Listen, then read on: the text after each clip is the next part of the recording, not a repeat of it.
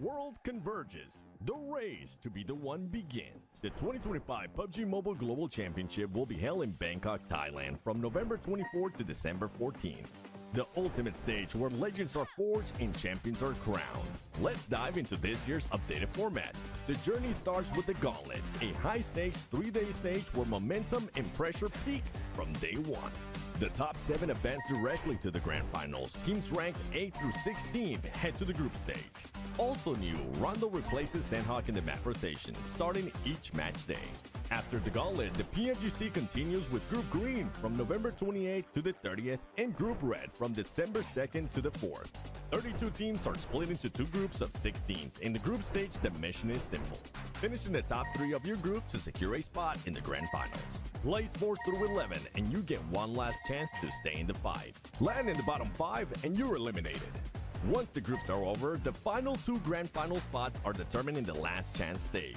16 teams compete over 2 days on December 6th and 7th with no room for error. Only the top 2 keep their dream alive. After the PMGC League concludes, it's time for the final fight. The grand finals, the best of the best. 16 PUBG Mobile teams, including the host country, invite. Prove they are the one. The epic conclusion takes place from December 12th to the 14th. Who will rise on the road to glory, claim the crown, and take the lion's share of $3 million prize pool? Who will write their names in history? The journey to greatness begins here. Welcome to the 2025 PUBG Mobile Global Championship.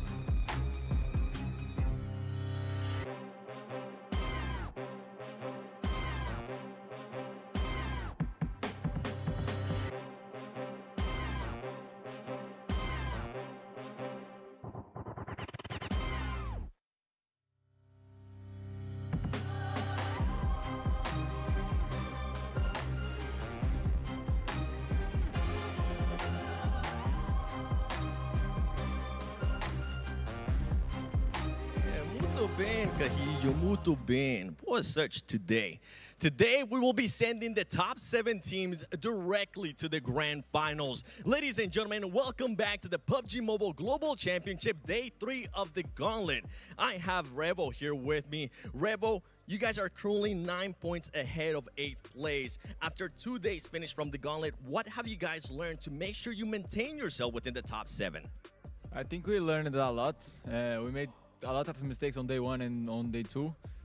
But it's everything fixed now, and we are ready for day 3, and we're going to qualify. A lot of people in Brazil are hoping that you're going to qualify, not just Brazil, Americas in general. Out of all these teams here, do you have a rivalry with any of the squads? I think all the teams are some rival. All the teams here are too good, but we know the first rival is us, ourselves. But we are ready to do whatever it takes to go to grand finals. Okay, well, hopefully that will be the case. Obrigado, mano, because ladies and gentlemen, as I mentioned, that squad is just barely ahead when we're talking about the top 7 in the 8th place. I mean, all those squads are just so tight together, but this squad that I'm going to be going in front of, behind of now, APG, they are a bunch of points behind 7th place. I have Seal here with me. Seal, day 1, you guys didn't end up winning your hot drops. Yesterday, day 2, it seems like you guys adjusted. Going into day 3, what are you expecting? And do you want to send out a message maybe to OG with that hot drop you guys have been having in Chumasera? За, зөв танабагийн хувьд эхний өдрөө ерөөсөө буултан дээрээ аваргалж гарч иж чадаагүй ч гэсэн хоёр дахь өдөр зөгцөн наашаа гарч ирээд арай дээр тоглолт үзүүлж чадсан. Өнөөдрийн хувьд танабагийн төсөөлч нь юу байна? Тэгээд магадгүй OG багт хандж хэлэх үг. За өнөөдрийн хувьд гэвэл миний хувьд бол бодсон юм алга маа ижил мэдж байгаах. Тэгээд өвжигийн хувьд гэвэл байлдвал байлдээ бид бэлэн. For me today, I don't have any doubts or nervousness at all. I'm just gonna play as how I usually do. And towards OG, if you guys want to fight, we're always welcome for you. Expected, by the way. No nervousness from a previous champion of PMGC and MVP as well. And you know what? Talking about champions, talking about MVPs, we got to talk about Regnum Karya, ladies and gentlemen, because this squad is also not in the top 7. They're just 8 points behind top 7. The main thing, though, is performances have been there. Consistency just hasn't been quite there for you guys. What are you looking to do to make sure you get a consistent style here for the next 6 games to make it to the top 7? Takımda oynarken artık iyi anlarınız oldu ama maçlarda biraz dengeyi tutturamadınız. Bu dengeyi tutturmak için neyi değiştirirsiniz? Açıkçası bizim oynadığımız oyun tarzı 4 kişinin hayatta kaldığı bir oyun tarzı ve bu oyun tarzını yaparken basit hatalarla oyuncu kaybettiğimizde oyunun devamlılığını getiremiyoruz. Bugün bu hataları yapmayacağız, daha dikkatli oynayacağız, odaklanacağız ve tam gücümüzü göstereceğiz. So our gameplay is based on our 4 players staying alive, but with few small mistakes that we lose our players. So we try to more focus and try to don't do that mistake, and we will show our power this day. With 8 points, with how tight everything is, you cannot allow yourself to have any mistakes because, ladies and gentlemen, this is day 3 of the Gauntlet.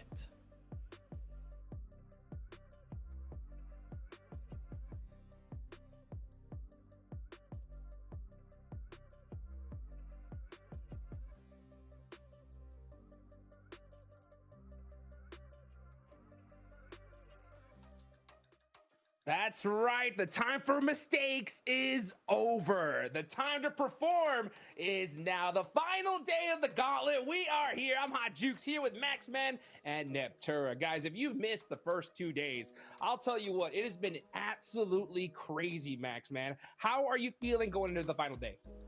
I'm feeling bloody spectacular, Hot Jukes. No, I'm genuinely so bloody excited here to get into this 3rd day of the Gauntlet. Top 7 will be going into the grand finals. They can skip the group stage, skip the entirety of the last chance. So again, you cannot afford to fail here today. If you're still not in the top 7, you got to go super hard today to make sure you can qualify directly to the biggest stage here of 2025. Yeah, for the folks that don't make it to that top 7 today, Neptura, right, they're going to go ahead and go to the group stage. Maybe that's why Alpha Gaming is like, you know what?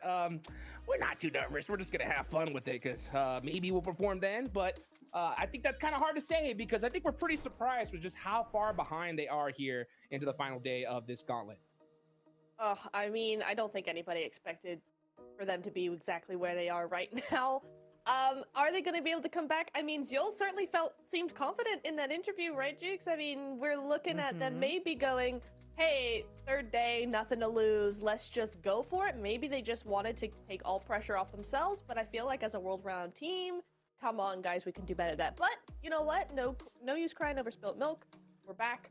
Let's try again. Day 3. Let's go. Yeah. I believe. I mean, technically, they're only 29 points away from being in a top 7 position, right? So 29 points, especially when you're starting your day off with a Rondo game here, definitely a lot of potential for them to come back. But APG prank, can we stop it, please? Please, IPG, step up. What's going on? 15th place, Hot Jukes. It's so weird to see them down there. Really, it's crazy. All right, there's gonna say something right now that I thought I was never gonna say, right? And that is how crazy Kara performed, right? So much, as a matter of fact, that in just the amount of eliminations that they had yesterday, that more than doubled the performance of what Alpha Gaming has done in the first 2 days, right? So an absolute crazy performance. They ended up getting 85 points in total, Neptura, right? That is so far the best performance we have seen, right? Thunder Talk on day 1 had 77 points, right? So for Kara to clutch it up so big, I mean, just how impactful was that performance? It's great. I love seeing that from them. It was so nice. Because they went back to the old strat. I keep saying this. I'm going to say it till I'm blue in the face, okay? This team thought they could switch it up. They thought they, like, hey, let's do something different. It's PMGC. It didn't work. They immediately went back and went, actually, no, we had it right the first time. Let's do it. And as you can see here in this recap, they just went to town on all these teams, and frankly, the other teams could do nothing about it. So I'm not surprised we see as much of a point jump as we saw from them. Maybe they realized, actually, we were quite good before. How about we just do it again? We go back, yeah. And you know what? It actually works. In PMGC, really happy with it. But no, Kara have been doing absolutely amazing stuff here in these matches. You can look at like some of their replays in these matches, of course, getting a back-to-back chicken dinner. Not only then, of course, Thunder Talk did do the same as they ended day 1 with a win, started off day 2 with a win, but respectively, here, Kara have stepped up. And it's so intriguing in particular to see them outperform their Turkish brethren, right? In particular, Regnum Kara, that so far has struggled to do anything. And Kara Konya are the big dogs of this massive region that is Turkey in PUBG Mobile eSport.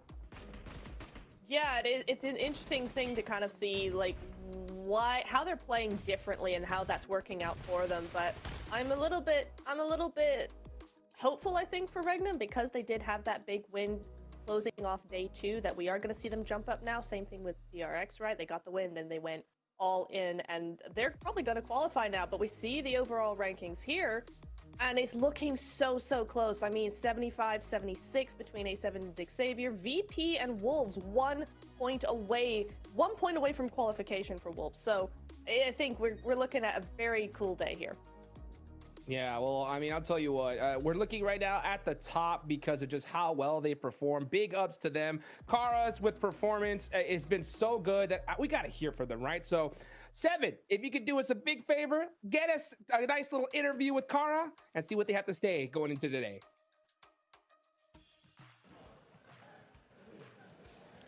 Welcome back to a quick report with the 7WG. This time I'm joined by Poser from Kara Esports. This team had an outstanding performance in day 2, getting 85 points, and then you had CEO securing that MVP. What was the major shift you were able to do from day 1 to day 2, whether it was mentally or tactically? Şimdi birinci günden ve ikinci günden neyi değiştiniz? Mental olarak veya oyun tarzı olarak? Mental olarak bir şey değiştirmedik. Mentalimiz zaten yerindeydi. Potansiyelimizi biliyorduk. Sadece birazcık özgüvenimizin yerine gelmesine ihtiyacımız vardı. O ilk Erancıl maçından sonra da yerine geldi ve lobiye neler yapabileceğimizi biraz olsun gösterdik.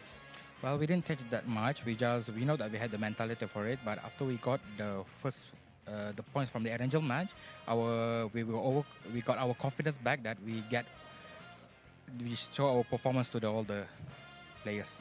Oh, okay. And just one quick last one. With that performance that you had, now with that confidence, is there any team out here that you want to send a message to? Bu özgüvenle bu turnuvadaki hangi takıma bir şey demek istersin? Sadece bir takıma değil, hepsine söylemek istiyorum. Biz kupayı almaya geldik. Onun için de savaşıyoruz. Herkes ayağını denk alsın. So it's just not for one team, for all of the team that we will came here to get the trophy. So I want everybody to be prepared for it. I like that confidence. Thank you so much, ladies and gentlemen. Back to you because I'm hyped.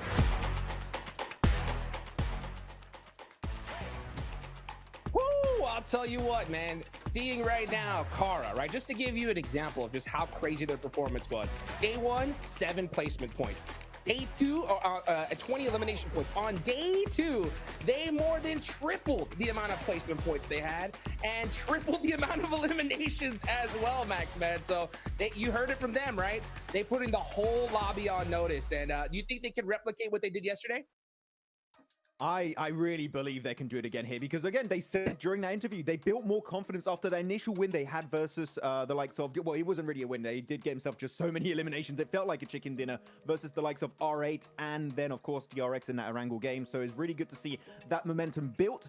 Is that going to transfer into today? I definitely do hope so, because right now, looking at this head-to-head, Niptura, they are currently matching the results of Thundertalk Gaming without 2 wins extra, by the way. 1 win went to Kara, 3 over to Thundertalk, and yet despite not getting those 3 wins, they still have 78 eliminations, out-fragging the #1 squad in this lobby. This is absolute madness from Kara. Again, this is a massive Cinderella story so far, and I really hope it's going to continue in day 3. Oh, me too. It would be so nice to see and give everybody, I think, some really great storylines to look forward to coming into finals as well, right? Because obviously they are going to qualify. We will be seeing them directly go directly to finals. So I think it's going to be really cool, and it just goes to show you the strength that can come from controlling a zone, farming points around the edge, just making sure teams can't play their own game. It's such a fun way to play, and it gets those results as well. There you go. Well, you know what? I do agree. I think that they have pretty much locked their position, right? Going all the way into the grand finals, but we still got a lot of slots that are still available. So now I want to shift our focus to that lower side of the leaderboards, right? Because we need to see some crazy performances like we saw yesterday from Kara, right? One team in particular, right? We heard from Revel right there. Alpha 7 did not have the performance they were looking for day 1 and day 2, Max, right? So what do you think they need to adjust here, especially going into Rondo, where they could have another big hot drop with R8? Well, I mean, yeah, actually, yeah, I forgot about the Rondo hot drop. You're right. That was such an issue. I was going to go on straight into the angles at Miramar, but no, actually, Rondo is a big issue. And they've never been able to do really great in terms of eliminations because, sure, I think day 1 they got, what, a 2nd place with 3 elims? But Rondo, Hot Jukes, it's all about the eliminations because you have the recall system. You need to capitalize. You need to catch up. And they have 76 points generally here, Hot Jukes. If they get a good Rondo right out of the gates, chances are they could already secure their top 7 slot. But Alpha 7, yeah, on Rondo, it's been a tough one. Yeah, you know what? They actually ended up beating R8 out on the 2nd day, right? For the early one, Neptura, right? The question is, right, with how many eliminations they need to do, I mean, I think they have to take that risk, right? Once again, what do you think? Oh, absolutely. You especially going into Rondo, you can't be passive on a Rondo. You got to take that hot drop if it's coming your way. You need to get as many points as possible. You need to build that momentum. Rondo 100% is the map to do that, and it sets the tone for the rest of the map, the rest of the games rather. So it really is so important, I think, for them to take this hot drop in particular. Yeah. I mean, I'm looking at also teams still in top 7 that have been falling. Virtus Pro. Stellar first day. Chickened in on the first match on Rondo, right? Getting himself 11 eliminations. And ever since then, Hot Jukes, to be honest, they disappeared. We have not seen any strong presence from Virtus Pro, despite them dominating back in the CSA region, one of the toughest regions to perform into when it comes to regional PMSLs. So Virtus Pro, if they keep slipping, they just might not even be in top 7 after this next Rondo game. So Virtus Pro, I need to see more presence because as of right now, nothing of value happened for them on this 2nd day. Yeah, well, I'll tell you what, man, we got DRX right there, only 3 points away from 7th place. We know they're going to perform here at Neptura, right? Who else on the leaderboard do you want to see get a chicken dinner right here in Rondo? I think Regnum have a great chance of doing that. Orangutan as well. Both of those teams definitely need to have a really good first game, and I think Rondo's going to be the perfect one for them. Well, you know what? You said those 2 names, and I got to agree with you. I got to go with the Wolves. It's time they step up. They had a rough day number 2. Can they clutch it up here in the final day? That is what I hope to see, Max, man. Who do you think can get this last chicken dinner? I mean, first. First I was one. like, wait, That's right. the day went by already? Wait a minute, I missed everything. No. I still want to say Ulf, but you know what? I'm going to give up on Ulf. I'm sorry. For me, they had time to adapt and bring up their top-tier gameplay that we know they can do, but they're just hyper-passive. A win is just not in the cards for me when it comes to Ulf. I'm going to go on the bottom teams that are going to get a bit desperate. I'm going to go E-Arena. I mean, they have Mormon, a very experienced player here. They're currently in 14th position, 45 points. Definitely can reach top 7 if they have a good game. Again, I know I said Rondo a lot here, that it's very important, but it really is in terms of how many potential elims you can get in a good game. I want E-Arena Hot Jukes here. For me, this is the team that, again, for SEA might have one of the highest chances alongside D Xavier to represent the region in the finals. We need to see more from this squad. Okay, all right. I think E-Arena definitely need to pop off, right? Them, pretty much, you know, Alpha Gaming, Ulf. I think if they want to make it into that top 7, yeah, it's chicken dinner time right here, right now, Neptura. So since we got a little bit of extra time, right, to talk about some stuff before we get into the first match, I kind of want to talk about something that we were talking about in the pre-show, right, before this whole thing started. That was when it comes to Rondo strategies, okay? We've noticed, right, a lot of teams are doing this 3-1 split, right? They're sending 3 players out to engage on another team and sending 1 to a recall tower to kind of hold that position just in case that team fails that push, okay? What do you think about some of the squads in this time trying to take advantage of that and pushing as a 4-man? I mean, normally I'm like, okay, cool. Maybe that's an interesting strat. You take them by surprise a little bit. I think it would only work if they're not expecting a hot drop. But usually if you're doing the 3-1 split, you are expecting a hot drop. I don't know how much I like it when it's the last day, when so much is riding on you guys doing well. I think maybe for Rondo, where there's so much potential to zone for the rest of the day, I think that might be a little bit too risky for my taste. What do you think, Max? I'm thinking we're going to see something very particular coming out here, which is because you have Rondo recall, I think you're going to see teams hot dropping heavily here. This is my speculation. I'm looking at APG in particular, right? They're Yulin. Normally they drop as a 4-man. And no, Orangutan would not be a good idea. But I'm looking at teams that are currently comfortable at the top. You send 3 players and you just try and ruin it for them. And if you're lucky, you win that 3v4. Otherwise, you get maybe a few points. They get a few points. Even Steven, nothing really comes out of it. And you don't take a major risk by fighting and hot dropping in a 3-1 on a full squad. So I would like to see APG get targeted. And I say that like I'm not saying in a way I don't want APG to qualify. I would like to see them in the finals. But they are a threat. We know that. This is one of the best teams out there, usually. Not right now, but usually they are. If you want to try and get rid of them early and force them in the group stage and last chance, that we know as a fact Niptro is going to be way harder to qualify through for the finals. Yeah. Maybe this is your time to wound APG early on in day 3.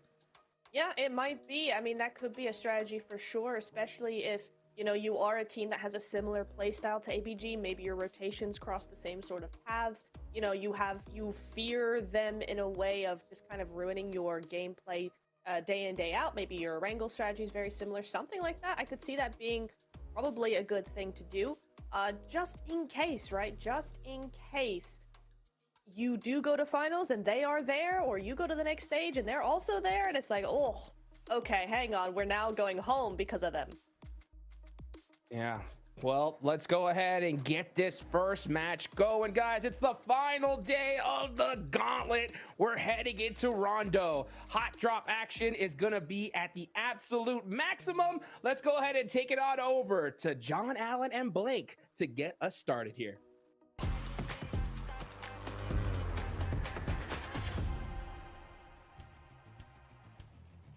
All right. We're Map going 1 round into start Rondo once more for another round here. Match 13, kicking off the final day of the Gauntlet. It is, as Hot Duke said, going to be messy. That's what we're expecting here. The hot drops have not been favorable for quite a few teams, Match 1 round but start we've seen some big earners. Maybe it's time to make your move on the tables here and now. Playing Blank. for top location. Maybe you can bid for freedom Rondo towards the finals. new map for Indian players.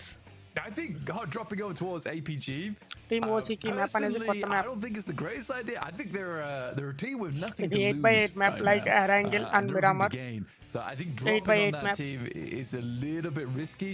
I think 8x8 if map you అంటే are secured though, like Max ఇది says, 8 like kilometres Thundertalk, ఉండేది. they రెండు could సైడ్ల easily 8 drop over kilometres 8 towards kilometres APG ఉండేది map and try అనేది and take total గా. out some of their players. And from there, you రెండో map లో suddenly get a big advantage lead. ఏంటంటే But again, రెండో map లో this is even the thing I was international concerned match అయినా about. సరే I don't think recall towers APG అనేది is ఉంటాయి. gonna be even team dropping మొత్తం చనిపోయిన together ఒక at ప్లేయర్ all. కనుక They're సర్వైవ్ dropping spread అయితే across the map, which they already are. One player heading down towards the south side. You got a couple players over towards Meiran. Recall Around చేసే 2 of the chance players from ఉండేది. Thundertalk. This is రెండో what map లో Thundertalk did recall చేసే yesterday as option well అనేది for a ఉండేది. 2-2 split. Remaining maps It didn't quite Miramar లో work కానీ out for them there Erangel లో because the కానీ circle didn't షనాక్ head up కానీ this way, but it does give weekend them A a map ton లో of కూడా మనకి pressure recall tower in అయితే the ఉండదు southern కానీ map. But రెండో మ్యాప్ లో already రీకాల్ టవర్ things ఉంది. are cracking teams plan on ఏంటంటే here ఇక్కడ in day 3 members 3 fight as we get our తీసుకుంటారు. first knock of the tunnel. ఒక మెంబర్ మాత్రం ఆల్వేస్ రీకాల్ టవర్ దగ్గరికి పంపిస్తారు. ఎందుకంటే రీకాల్ చేసుకుంటే వాళ్ళ ఎంటైర్ టీమ్ సర్వైవ్ అయ్యే ఛాన్స్ ఉంటుంది కాబట్టి. ఇక్కడ ఆల్రెడీ ఫైట్ అనేది స్టార్ట్ అయిపోయింది. Team WOL and team EA మధ్య ఆల్రెడీ ఫైట్ అనేది స్టార్ట్ అయిపోయింది. ఇద్దరు కూడా సేమ్ డ్రాప్ లొకేషన్ లో దిగారు. సేమ్ లొకేషన్ లో దిగారు. ఆల్రెడీ ఫైట్ అనేది స్టార్ట్ అయిపోయింది. That's unfortunate on the elimination feed there. Over towards that main round fight, but there's so much popping off right now. Let's tune in with Coops on Wolves, who is one of these teams around the test track area, around that Neox factory. You've got that northwest point for Team EA ki, Team WOL ki already fight అనేది start అయిపోయింది. Potential for 3 teams to get stuck in here. చూద్దాం ఏమవుతుందో. I do enjoy that Singh got so scared of APG that he ఈ panicked. ఏరియాలోనే team REG also ఉంది. Team REG team లో నుంచి కూడా ఒక ప్లేయర్ ఇదే లొకేషన్ లో దిగాడు. APG's got somewhat of a commanding presence. ఇది మేబీ హార్డ్ డ్రాప్ అనుకుంటా, అందుకే ఎంతమంది ప్లేయర్స్ ఇక్కడనే దిగారు. Team all 4 players, team EA దగ్గర నుంచి 2 ప్లేయర్స్ ఇక్కడనే ఉన్నారు. 10k though very low, similarly does not have any meds on board, but quite a lot of nades here coming through for the Wolves at only 2 minutes into the match. E-Arena, I think that there was a lot of talk about how this team is incredibly strong, very frightening team to go up against over here in the Gauntlet. They just really have not been rushing all that much for us. Team E rushing on Wolves. 10k cannot find the initial shot. Team EA మీద team WOL rush చేస్తుంది. Already ఒక player team EA సంబంధించిన ఇద్దరు players ని eliminate చేశారు. Already alpha 7 మధ్య కూడా fight జరుగుతుంది. Team WOL team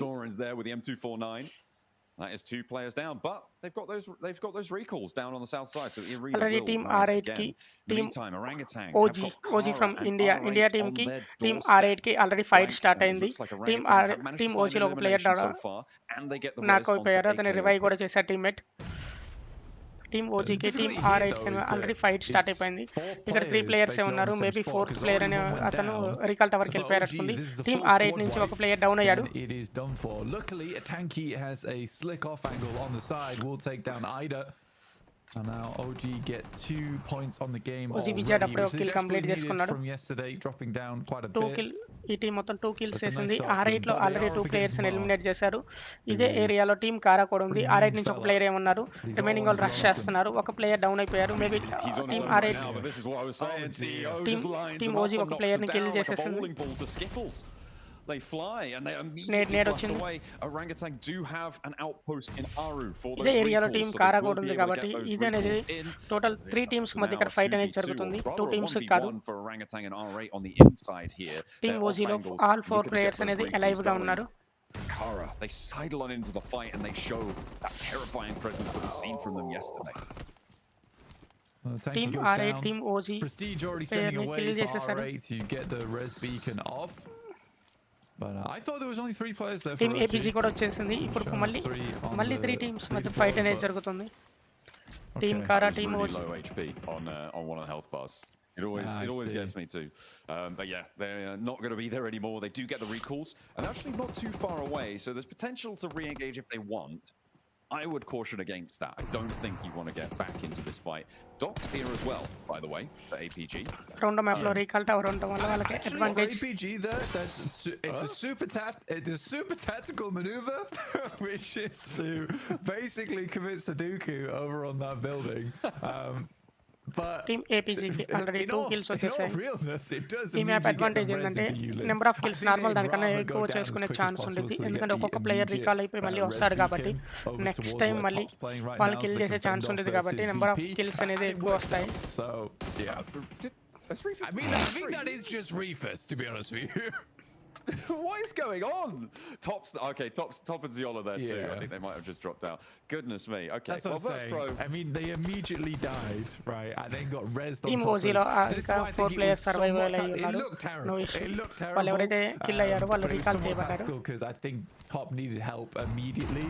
So he just gets the boys in with the parachutes and they're able to take down VP. So yeah, it's a little bit tight, but they make it work. Lemon putting a sour taste in Jafar's mouth there with a little shot down on the position. But again, these recall beacons, just so game-changing. And it's really what's allowing things to happen here. The benefit for the teams who have already moved is that everybody else is busy fighting, earning a couple points, and central positions are up for grabs. It's Stadium with Ulf and Thunder Talk as well, who moved very early on from Mayran. For the Wolves, like, let's be real right now, 70 points is pretty good. I mean, they have been stutter stepping throughout this Gauntlet stage in terms of the points gain, but they are on 70. I think they're keeping up. And as a North American team, again, there's not been much pride in the North America scene in the international format in a while, but I think you could be very proud of these guys right now if you're a North American fan. 70 points is great. Obviously, you also have Alpha 7 at 79, but I think that Alpha 7 is sort of a given, right? And I think it's nice to see another candidate here. A little pick up on Takara. From America's at least for Alpha 7. Yeah, definitely. I mean, yeah, that's everybody else sort of lives in Brazil's shadow when it team comes OG to the present Americas region. Team OG India team present 8th place లో ఉంది. ఈ tournament లో first 7 places లో ఎవరైతే ఉంటారో వాళ్ళు direct గా PMGC grand finals కి రీచ్ అవుతారు. రిమైనింగ్ వాళ్ళకి మళ్ళీ మ్యాచెస్ అనేవి జరుగుతాయి. ఆ మ్యాచెస్ లో పర్ఫార్మెన్స్ ని బట్టి మళ్ళీ ఫైనల్స్ కి రీచ్ అయ్యే ఛాన్స్ ఉంటుంది. ఇక్కడ ఓజీ జోన్ లో జోన్ కి రీచ్ అవడానికి ట్రై చేస్తుంది. So that's really where we're looking వీళ్ళ at దగ్గరలో in టీం terms కారా of ఉంది. where we're team thinking కారాలో that ఉన్న bubble మార్స్ will అనే be. ప్లేయర్ ఉన్నారు. We had చూద్దాం around the ఏమవుతుందో. 110 before, team OG and that seems to back that up. So TT we'll see Chinese just team. where these teams are going to end up. Anything over first place లో ఉంది 120 you're looking points తో very present solid. First place లో ఉంది. But that's going to be pretty tricky Present actually kills to అయితే make that 0 up from a 70. ఈ So match maybe లో we'll see that go a little already bit fight longer. అనేది జరుగుతుంది. ఇక team TT కి team ULF కి Taking on sighting, so the big hitter on the team scar face down for Thunder Talk. Carry gets a first recall zone off. Complete అయిపోయింది. The miss ball is down towards the south side. OG consistently second zone కూడా start rotating అయిపోయింది. west away from one of the అందరూ players from zone కి reach Karamasa, అవడానికి try trying to get చేస్తున్నారు. ahead of them, take shots, but they keep TT heading Ajay west. వచ్చాడు. More concerned It's a in getting difficult the circle situation here for at this point in PLF's time. Circle Scarface. moves towards the northwest side. So this is TT the Ajay first one time of we've the really best seen player this portion of the map. ఈ tournament లో In quite a excellent గా while perform here చేశారు for from the Rondo. Beginning నుంచి కూడా. A bit of TT a Ajay different play style for some of our teams. These recalls still coming through thick and fast. Only one player down, and that is Sighting, who we saw most just of the get players gun eliminated. Power use King చేయరు international matches లో. wants to pull him back up because he's all the way away. Not in this fight at all. It's all up to AJ and Shing if they want to try and find Scarface some health అనేది revenge 1 here. HP health And లో ఉన్నాడు. Scarface nearly goes down to the nade on the already help corner. వేసుకున్నాడు. AJ with another pop at it. Scarface relocates It's to the 1v2 left corner situation. here. And now plays back around the door frames. It's Third 1v2 party's situation. potential as Alpha 7 come on in from that north side. Look at Revo. Look at what he could do to Thunder Talk here if they don't make a move now. AJ knows about it, and this is go time. He's immediately breaking out, and he's being picked up. That's what I was worried about. For Alpha 7 to come on through, Ajayని tries kill to steal చేశాడు. the point away for Scarface, but he's putting himself in the 1v1 firing line of Alpha situation 7 between as well, TT as Ajay they sidle on in yet again, TT Ajay and trying TT to make their Scarface. presence felt on this fight. Scarface, Molotov on the door. That's gonna alpha force the 7 fight అనేది to third slow party just a చేసే little chance bit, ఉంది. but no. Ajay It was Ajay good. Also And it's into the sidelines. అజయ్ని కూడా kill చేశాడు Yeah, Scarface. very, very good pick up there. I mean, A7 a rushing to little bit of prediction A7 అనేది gameplay ఈ going field లోకి వచ్చే on chance from ఉంది. Scarface in terms of the run out, so good understanding of the map as well. And now he gets to look over towards Regnum Kai. He is currently playing alongside with Ulf on this scenic view, the mountainside. Mad Bull's playing this game really quite slowly though on the northeast, still waiting to make their move. And Kara continues to harass over towards OG. It's not really working out for either team on this one. I think OG just wants to disengage from this, but Kara is really not giving up at all. It's only 2 of their players. I think both the players down towards the southeast side are just waiting for the recall beacon to come through. I don't know why Kara as a 2-man is chasing down the 4-man squad from OG. It's very interesting. ఇంకా 62 players remaining ఉన్నారు. I mean, they've got the recalls coming through. Recall ఉండటం వల్ల ఎవరైతే kill అవుతున్నారో వాళ్ళు మళ్ళీ teammate recall చేయడం వల్ల మళ్ళీ వస్తున్నారు. Wait and see how that pans out for them. Kara, they've spotted 1, they've spotted 2. Already team Kara ki team IQ. He did them dirty earlier. Looks like they want to do it again here. You said you wondered why they were chasing them down. Maybe already team OG లో 2 players kill అయిపోయారు. Team Kara కి team OG కి మధ్య fight జరిగింది. 2 players already kill అయిపోయారు. And it's still possible for Orangutan to maybe get recall లేదు అనుకుంది. already recall అయిపోయింది అనుకుంది. The recall beacon's much less accessible. Team OG కి difficult situation. వాళ్ళకి only 2 players మాత్రమే existence లో ఉన్నారు. Zone recall. I think that's what WizGod's going for now. Zone compress అయిపోయింది. players ఎక్కువ ఉండడం వల్ల recall third zone also start అయిపోయింది.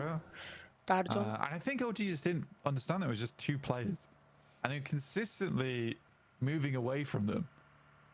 Again, I think for Kara, fair enough. You're really feeling it off of yesterday, so you're just happy to take the 2v4. ఈ game అంతా కూడా survival game లాగానే ఉంది. ఏ team కా team last రోజు survive అవ్వడానికి try చేస్తున్నారు తప్పితే ఎవరు కూడా ఫైట్ తీసుకోవాలని ఇంటెన్షన్ గా ఫైట్ తీసుకోవాలని అయితే ఎవరు అనుకోవట్లేదు. The circle again, over towards that north side. Not terrible. They get to the backside of Jiaotin as well, so there is possibility to move through here undetected and survive towards the late game. The circle moves a little bit closer to that north side of Jiaotin that you were talking about. Orangutan being currently the only occupants of that stadium concourse. The road up to the stadium is also a major feature blank. The buildings that overlook it, really, really important. Very difficult to maneuver. ఈ రోజు అంతా survival game ఆడడానికి try చేస్తారు. ఎందుకంటే first 7 places లో ఉంటే చాలు.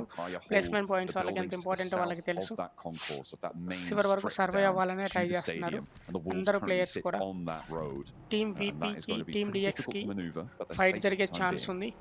చూద్దాం ఏమవుతుందో. ఈ ఏరియాలోనే టీమ్ VP కూడా ఉంది. 7 on the northwest edge. I actually quite like this spot from them. They get to control maybe fight అనేది జరిగే ఛాన్స్ ఉంది. A lot of open ground, a lot of good sight lines for them. Equally, moving across from that east side is a little bit difficult versus Alpha 7. So it's not a terrible spot. Obviously, it's not direct center in the circle, but it's a possibility to play off the back of this one. DX కి VP కి మధ్య fight అనేది start అయిపోయింది. DX Levi's అనేవాడు VP పై down చేశారు. వాళ్ళ players అనేది fight లోకి వచ్చేసారు. There is a whole assault squad coming through with PMGC no less on Aragon.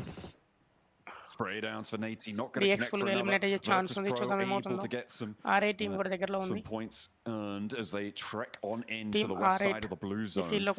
ఇప్పుడు టీమ్ R8 కి టీమ్ DX కి మధ్య ఫైట్ జరిగే ఛాన్స్ ఉంది. The beacon starting to become a little bit further from available. Paragon has to stand up against the entirety of R8, and they want to run him down, and they're not going to waste any time. Paragon is only one player మాత్రమే ఉన్నారు team DX నుంచి. అతను కూడా eliminate అయ్యే chance ఉంది. That's Lambo, completely separate from this fight. He's nowhere to be seen, and the recall beacon's definitely not going to be possible for him, surely. Team Kara కి team OG కి మళ్ళీ fight start అయింది. Team Kara ఇంత ముందు team OG లో 2 players ని eliminate చేసింది. వాళ్ళు ఫైట్ తీసుకోవాలనుకోలేదు. వాళ్ళు ఆ ఏరియా నుంచి ఎస్కేప్ అయిపోయారు. టీమ్ R8 టీమ్ R8 కి టీమ్ VP కి ఫైట్ అనేది స్టార్ట్ అయిపోయింది. To hold his own versus R8 right now, and doing not a terrible job of it, but Amori moves around the side, will get a quick finish on one player. Now Voston team R8 కి team VP కి మధ్య fight జరుగుతుంది. చూద్దాం ఏమవుతుందో. Already VP నుంచి ఒక player down అయి ఉన్నాడు. The blue continues to envelop. Next zone కూడా స్టార్ట్ అయిపోయింది. Flying colors there. Virtus Pro cannot find the opening, and they will go down. Our first full squad wipe comes through. Virtus Pro no longer playing. APG in the meantime. Team OG నుంచి 3 players మాత్రమే ఉన్నారు. Team VP eliminate అయిపోయింది. They're all bunched up in and amongst those crates. You can see REG third party చేస్తుంది. చూద్దాం ఏమవుతుందో. Zedwolf has brilliant angle, but Zjol, a huge nade over towards Regnum Kaya. 2 of them immediately go down. A rescue mission necessary now. Silas and Zedwolf need to have their teammates' backs, and Zjol gets across. A sliver of HP, healing can be done, and Wild and Loxy are not long for it. That allowed crossing has meant that Regnum Kaya cut in half. A big opener for Zjol. I mean, this is what allows APG to make these sort of plays, and I think that the best way to describe it is being quite disrespectful to a lot of angles, to a lot of teams. I mean, making that cross there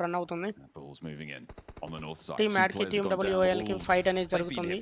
mad lemon అనేది already down అయి ఉన్నాడు. No way, no how, but they still have to deal with Flip, who's doing a lot against them. We'll find nearly team mad 2 eliminate very, అయిపోయింది. very low, but team WOL ఒక player down అయి ఉన్నాడు. అతనికి revive చేయాలి. Alpha 7 కి EA కి మధ్య fight అనేది స్టార్ట్ అయిపోయింది. ఇది 4 and now they're up to 7 elims. Third party ELF third party చేస్తుంది. It's all about grenades.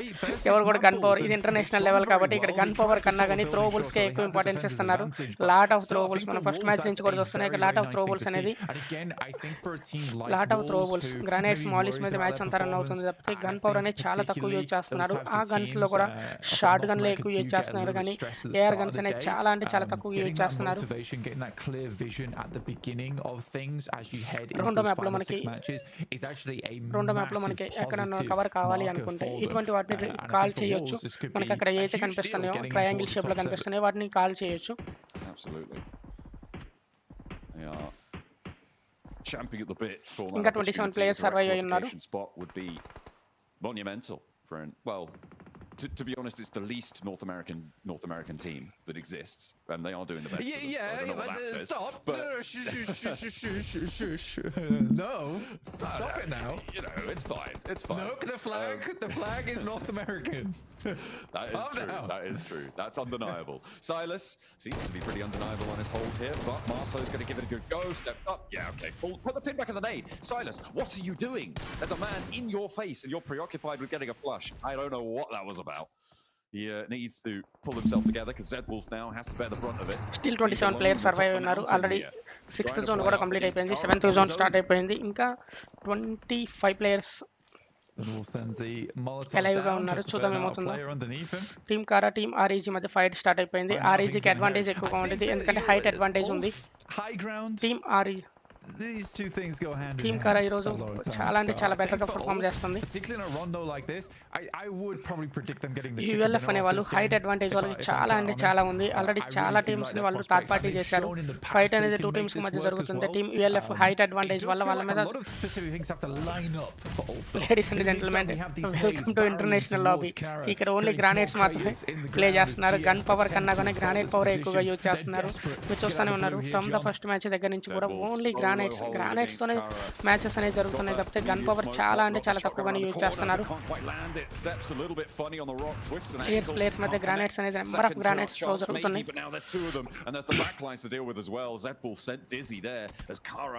Team కారా టీమ్ కారా ఫస్ట్ ప్లేస్ సక్సెస్ఫుల్ గా రీచ్ అయింది. ఈ గేమ్ లో 11 ఎలిమినేషన్ చేసింది. ఇప్పటికి 11 ఎలిమినేషన్ చేసింది. టీమ్ DX సక్సెస్ఫుల్ ఎలిమినేట్ అయిపోయింది. టీమ్ కారా 12 కిల్స్ తో ఫస్ట్ ప్లేస్ కి రీచ్ అయిపోయింది. ఇప్పుడు టోటల్ గా 124 పాయింట్స్ ఉన్నాయి టీమ్ కారా దగ్గర.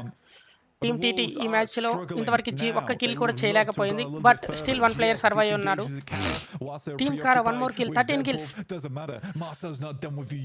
టీమ్ GTS ఎలిమినేట్ అయిపోయింది. టీమ్ కారా నుంచి టీమ్ కారా నుంచి స్టిల్ 4 ప్లేయర్స్ అనేది అలైవ్ గా ఉన్నారు. వాళ్ళు కనుక ఈ మ్యాచ్ లో చికెన్ డిన్నర్ కనుక కొడితే వాళ్ళ ఫస్ట్ ప్లేస్ అనేది సేఫ్ గా ఉండేది. టీమ్ TT ఇంకా ఒక ప్లేయర్ సర్వైవల్ లోనే ఉన్నారు కాబట్టి నో ఇష్యూ. వాళ్ళకి సర్వైవల్ పాయింట్స్ వస్తాయి. కిల్ పాయింట్స్ అయితే ప్రెజెంట్ 0, సర్వైవల్ పాయింట్స్ అయితే వస్తాయి.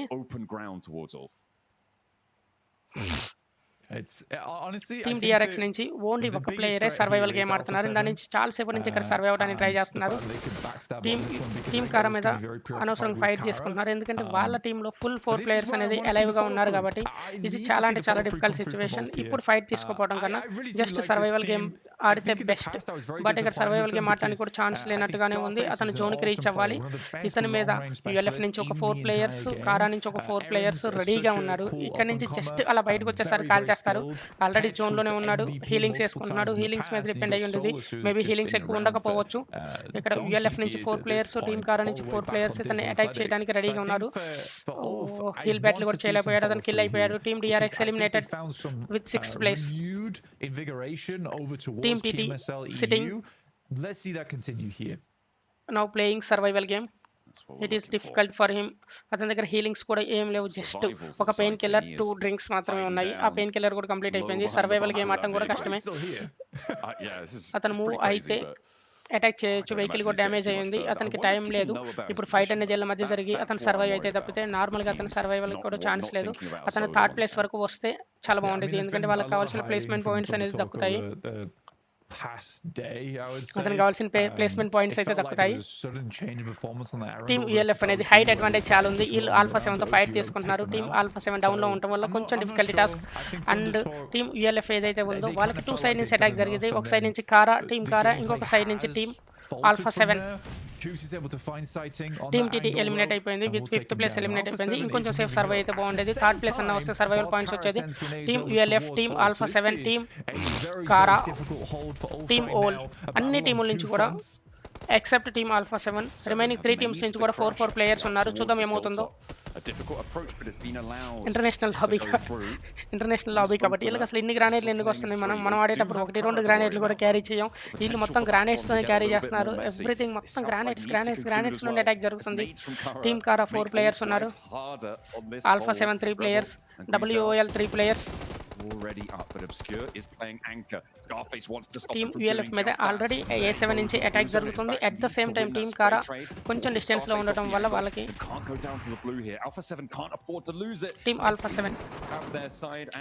7 3 ప్లేయర్స్ కూడా వాళ్ళకి పాపం హైట్ అడ్వాంటేజ్ లేకపోవడం వల్ల చాలా డిఫికల్ట్ సిచ్యువేషన్ ఫేస్ చేస్తున్నారు. Alpha 7 eliminated by ULF. 4th place లో ఎలిమినేట్ అయిపోయింది. ఇప్పుడు టీమ్ కారా, టీమ్ ఆల్ఫా 7, టీమ్ WOL మధ్య ఫైట్ ఉంది. టీమ్ కారా rushing towards ULF. Team ULF లో 3 ప్లేయర్స్ ఉన్నారు. వాళ్ళ దగ్గర నేర్స్ ఒకటి మాత్రమే ఉన్నాయి. టీమ్ WOL దగ్గర సో మెనీ త్రోబుల్స్ ఉన్నాయి. వాళ్ళకి దరిదాపుల్లో కూడా ఏ టీమ్ లేకపోవడం వల్ల వాళ్ళు చాలా సేఫ్ గా ఉన్నారు. వాళ్ళు జోన్ కి రీచ్ అవడానికి ట్రై చేస్తున్నారు, కానీ వాళ్ళ మీద టీమ్ కారా అటాక్ చేయడానికి రెడీగా ఉన్నది.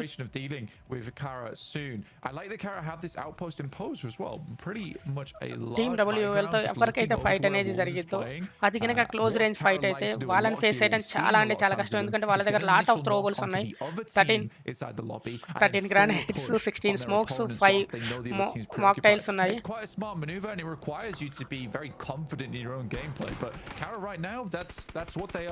ఓకే, టీమ్ WOL జోన్ కి రీచ్ అవడానికి ట్రై చేస్తుంది.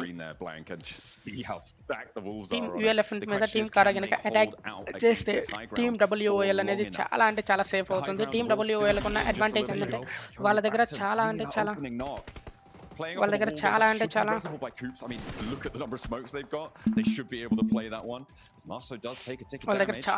త్రోబుల్స్ ఉన్నాయి. స్మోక్స్ తో వాళ్ళు ఒక వాల్ లాగా క్రియేట్ చేసుకోవచ్చు. టీమ్ కారాకి టీమ్ ELF ఫైట్ స్టార్ట్ అయింది కాబట్టి ఇప్పుడు టీమ్ WOL ఈజీగా zone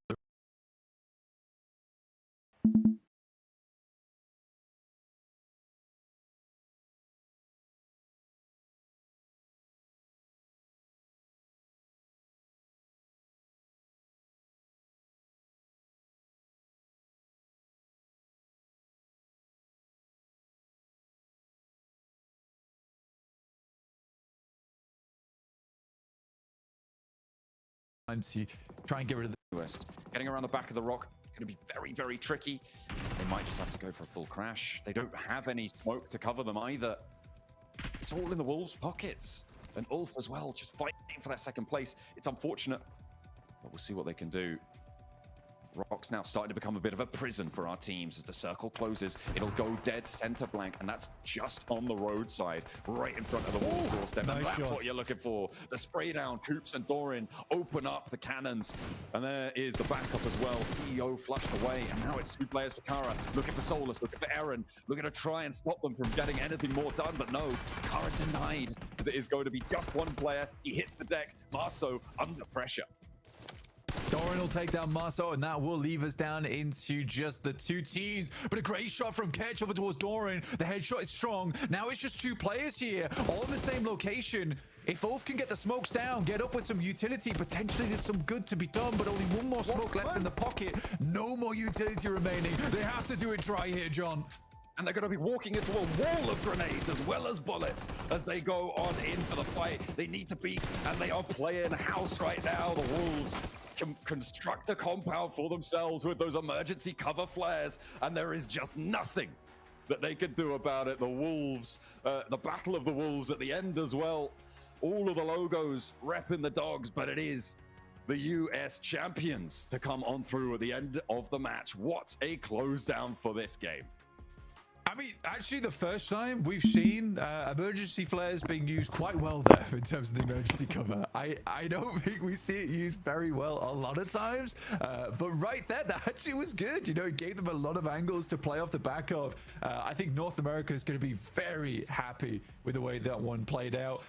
But yeah, really, really well played. I think for the Wolves, there was that slight mistake of taking that off angle on the side. I don't think that was as necessary as they thought it was, particularly with where the circle was ending up. But again, it's hindsight is 2020 in those situations. Still for Kara and Ulf, despite both those teams going down in second and third place, I think they both had like high double-digit games on the elims. So everybody profited there. Everybody profited. Yeah, those two high grounds were impeccably placed to farm points from the lobby. A brilliant result for the Wolves. And NA, hopes alive? Maybe.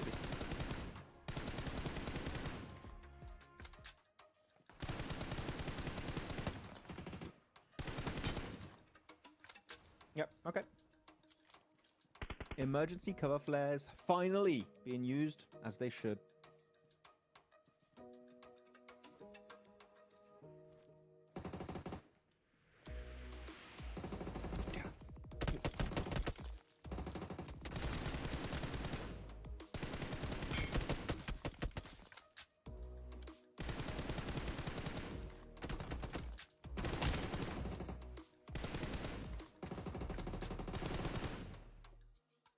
And somewhere out there, a bald eagle sheds a tear of joy, baby. The Wolves get a chicken dinner right when they needed it the most. That was probably one of the best rondos we have seen all tournament long here, Max. Finally, a non-Eastern rondo finish. Yes, right? Finally. And a near stadium finish too, which is always very fun to see. Wolves, very, very early fights they took in Neox Factory, right? Able to hold off that position away from E Arena and actually winning that fight early on. They're moving behind on the eastern side into the city portion of stadium. And as Blank said at the end of that casting there, Niptura, finally using good emergency cover flares, which is so rare to see, it feels like. Finally, yep. Salvation is real. The cover flare meta is now real. Let's go. Yes, it took them a little bit of time to kind of figure out how to best use them, but it really felt like they got their own. They got into the mojo of things right with this game. Really, really nice cover flares coming on through from lots of different teams as well. So very excited, but man, Wolves finally.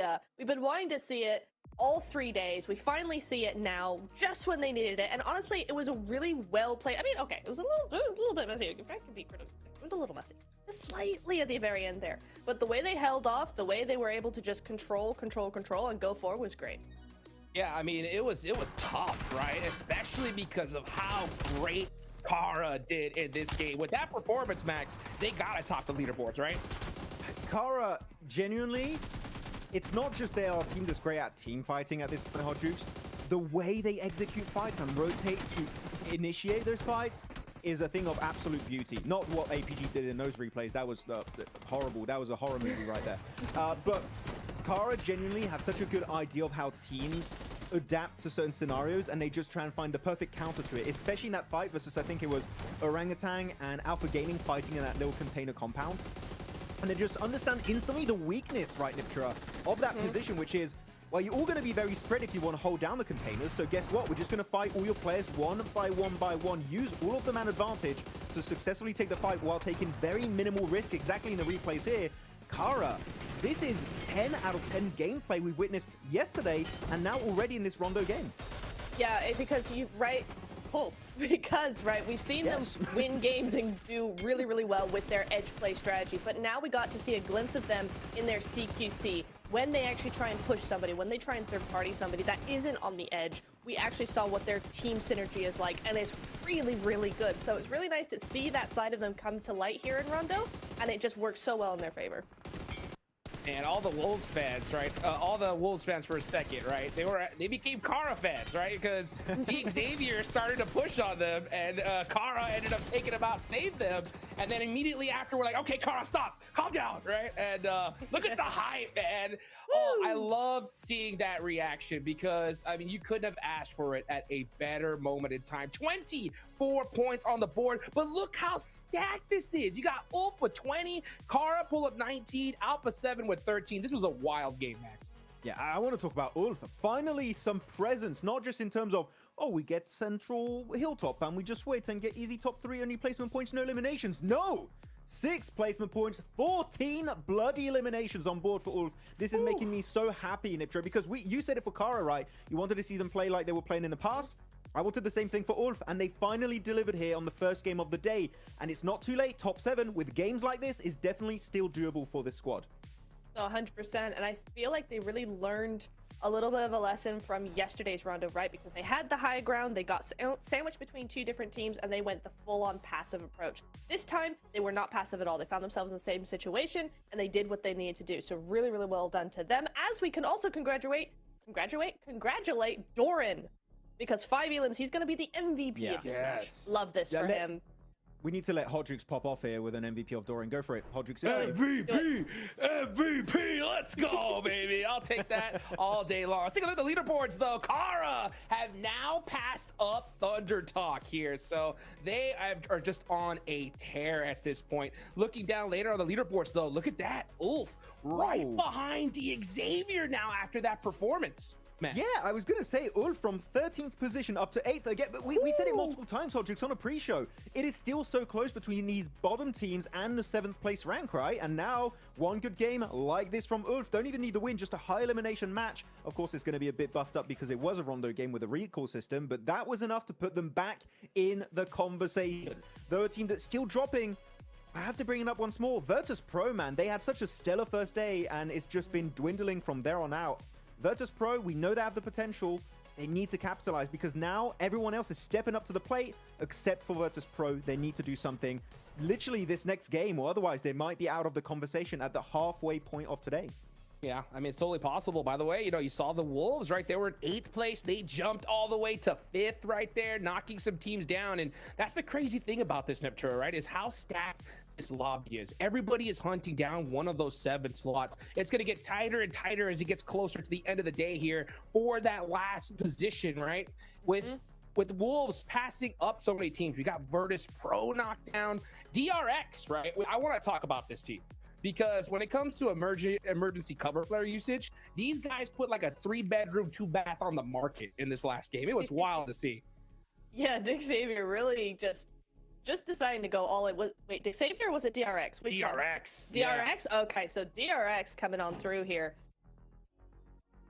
I mean, they did what they need to do, really. I mean, we were so concentrating on all the chaos going on that zone was actually really tough. You had one massive high ground, you have one city held by wolves, and the rest was pretty open. So DRX did exactly what they needed to do. They had one shack and went, well, we can't fit us all in here, so let's build, let's construct, let's get some cover flares going. And it worked really, really well. It actually helped them survive a lot longer than they normally would have, and that's exactly what those cover flares are for. It was a shack until they put down like 6 emergency flares. Then it became a mansion. Okay, very comfortable. They had a garage and everything. Okay, they parked the car. They were having a great time in that shed. But unfortunately, as you said, it was a shed. So it really kind of made it really hard for them to transition outside of that area later on in the game. But as you said, it kept them to survive a little bit deeper in this game, get a few more placement points.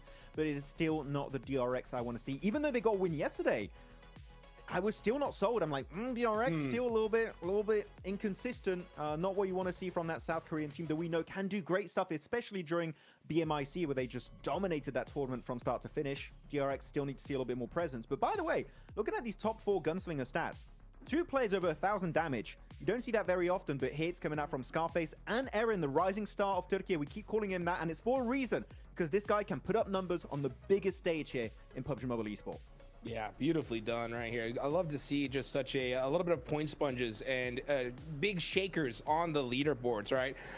You know, speaking of, you're talking about inconsistent, Max, right? I just gotta mention it. It's gotta be Alpha Gaming, okay?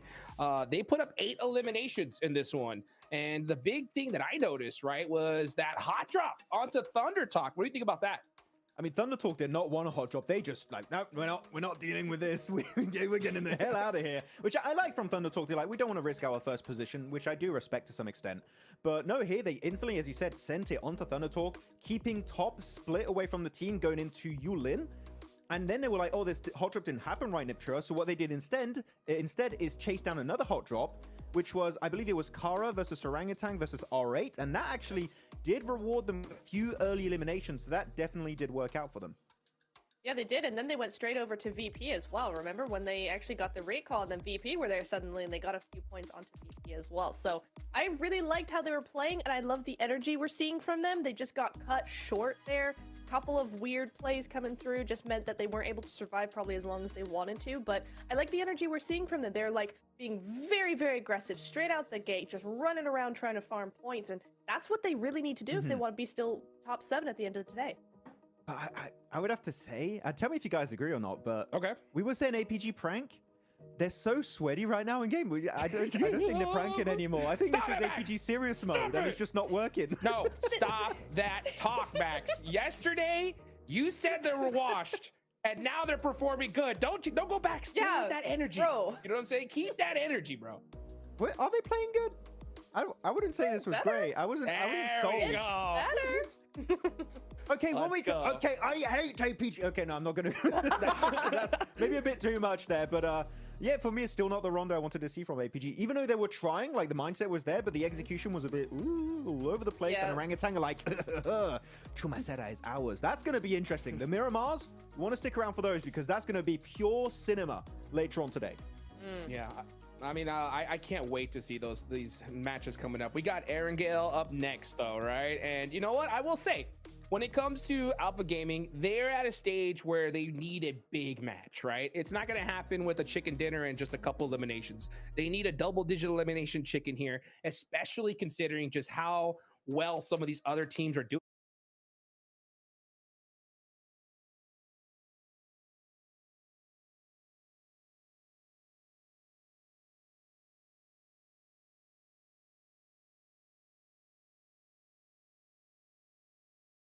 Right, they can pop off so big.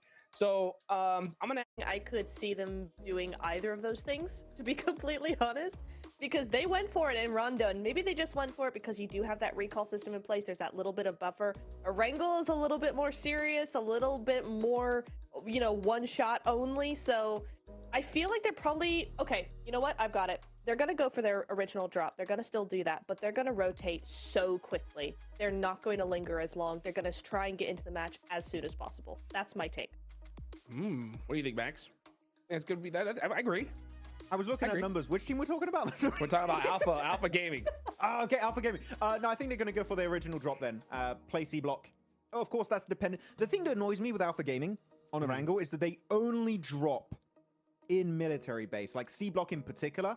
If we have a northern plane path, it really ruins them. I've seen them so many times in CSA Hot Jukes where they would just try and stretch their drop. And here we have Wolves on the western bridge, right? Or Thunder Talk on the eastern bridge. And you're gonna have to pass them if you want to make it to your drop location. I think a secondary drop for them would just literally fix 99% of their problems. And they're just unwilling to do so. So unfortunately, they're gonna keep going there. They might not clash with GS because GS, they've clearly shown that this is not worth their time. They're focused on top 7.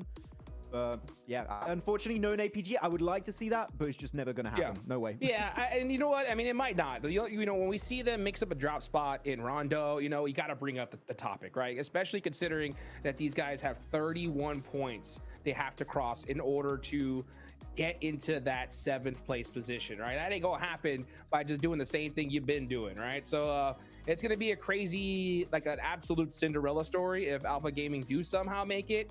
I'm going to say it right now. If they don't get a chicken dinner, double-digit limbs this game, we're going to see them in the group stage. What do you think, guys? I agree. Yeah. Yep. Nothing to add to that. We need to see. We need to see a win from Alpha Gaming. Like genuinely, not just Alpha Gaming. You know what? You're going to call out a few. Still Arena. I said I wanted to see a win. Unfortunately, Hot dropping Wolves in Neox. There's their drop location by default. A bit of a weird call right there. Ulf definitely showing some potential, but Regnum Karia too. You know what? Still waiting to see though that win, like a confident win. They did do decently well this game with that position west of Stadium. I want to see a big win where they actually put a lot of effort on their macro side of things and they're going for big breaches. That Miramar of yesterday was a little bit given to them. So Regnum Karia have not sold me yet on that potential that we know they have, Niptra. Because again, when you look at the power rankings, they're the #1 team in the world right now. But for me, the caliber of play we've seen is not #1 level just yet. No, not quite, but I am hopeful after yesterday's win that we're going to be able to see a DRX all over again, right? DRX got a win that was kind of handed to them, then they came out in the final fight to take the win. Cool. Then they used that momentum into the rest of the matches, and I'm just waiting to see that from Regnum. They got the win. We know what they can do. Surely that's put them in the mood to win some more, and maybe today we'll just see that from them. Yeah, I feel like we're being very negative on this segment, but like the thing is, Hodrix, this lobby is so stacked, right? We want every team to make it to the finals, but you only have 7 slots, so we're going to be critical because all these teams have potential to perform on the global stage. So it's a tough one, man. It really is. It really is, and it's especially tough for EA and Alpha Gaming. You got to get a chicken dinner right here, right now, or it's pretty much all over. Let's get Eric Gale started and send it on over to Blank and John Allen.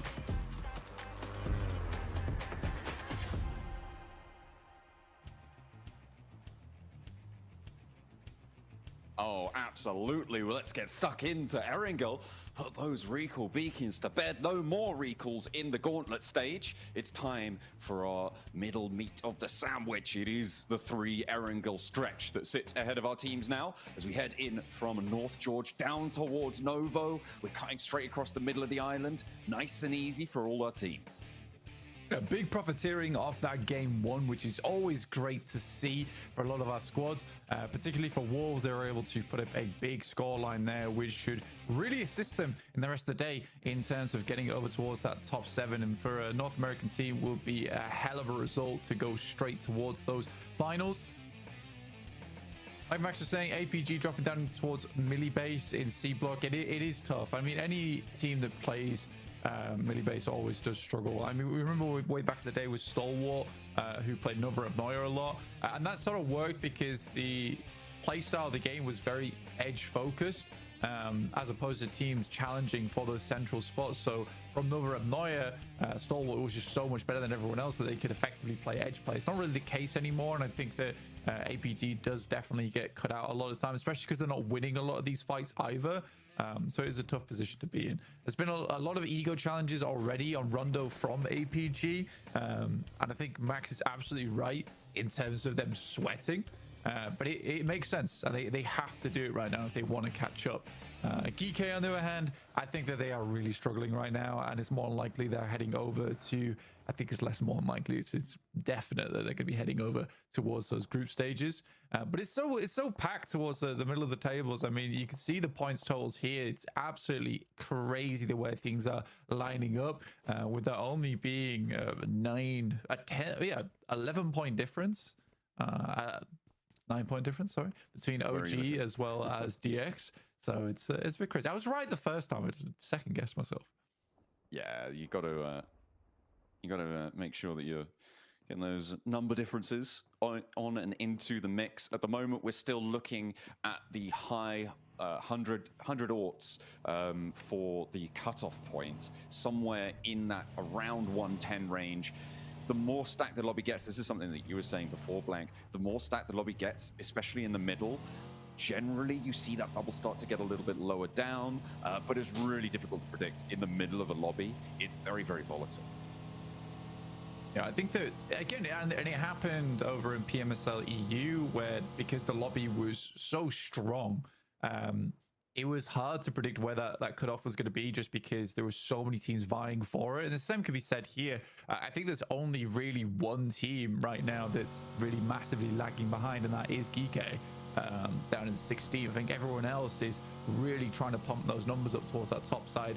I guess you could say E-Arena and APG as well have fallen behind quite a bit. They have some big work the next 5 games to make up the difference. But realistic for E-Arena and APG. It is a chicken dinner, right? It is a chicken dinner to get back up towards that middle of the pack. So we'll wait and see. We'll wait and see, because right now anyone can make it back in towards that top 7. I think round about that third game of the day is where things are going to start to solidify a little bit more. And we are hopefully going to see that from them, but I'm not holding my breath, to be honest. At the moment, Wolves riding high off of their victory in the last match. Hopefully, they can keep things going. We caught up with them over on the stage. Seven, what have you got for us? Welcome back to a quick report with the 7WG. I'm joined by the USA, because Wolves just got a win. Igor, earlier we were talking about the changes that you were going to be implementing into Wolves. You were saying you guys got to be playing more together. It worked out wonders. What are you going to be looking to do to continue on this performance? Right now, you're 15 points ahead of 8th place. Yeah, we just need to keep it up, the energy. Like our communication was good this match. Like you said, we played together, like a block, you know.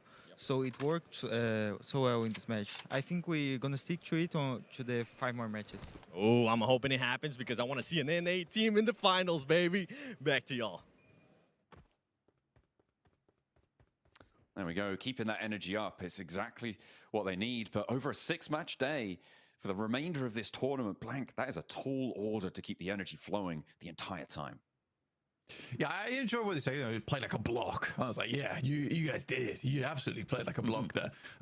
Rules squared out team, squared away. Thunder Talk here versus E-Arena. Early engagement for them. Already finding one pick off over towards E-Arena as well, which is very bad for their prospects. Nade over. Not going to find anything. Yasnaya currently stilled slightly, but there is tension in there. I'm sure it'll be tricky. This is a replay of the elimination. Yeah, Thunder Talk, they found one player. Did give it a good go. A good crack, actually a really good crack around the staircase there. Getting those two, getting that knock and doing a lot of damage. But yeah, if you're isolated at a building with 4 players from Thunder Talk, it's not likely you're walking out of there. Yeah, it's always a case where, I mean, in that situation, it's very clear to me what Thunder Talk's strengths are as well, which is the fact that they're able to work together as a team so well. And I mean, you do see a lot of times players will just run up those stairs solo and give multiple 1v1s, but that's not the case. You have one player peek close and then one player jump far, and it's almost guaranteed that you're going to get that elim as long as you are keeping things, you know, tight and coordinated. So I think for Thunder Talk, that's nice to see. I think that's the big difference between right now Thunder Talk and Kara, is that Kara has good teamwork, but they also have a lot of firepower to back that up as well. And that's the thing that Thunder Talk is going to definitely struggle with over in those finals, is whether they can increase that firepower a little bit more. I think it's almost funny where Thunder Talk has played such a good game, but I think that Thunder Talk actually would have loved to go through to group stages and last chance just to get more experience, right? I think that is the benefit from playing those stages. It is way more stressful, but you get a lot more practice on the big stage. It is always important to go into the finals with as much confidence as you could find, and I mean, maybe that's the way to do it, maybe not. APG looking to try and farm some points here. Nerzed stays peaked for a little bit too long, but the wall just about saves him as he gets the bead onto top, and top has to divert away here. APG, though, very solidly in control of the bridge, and they'll give it up.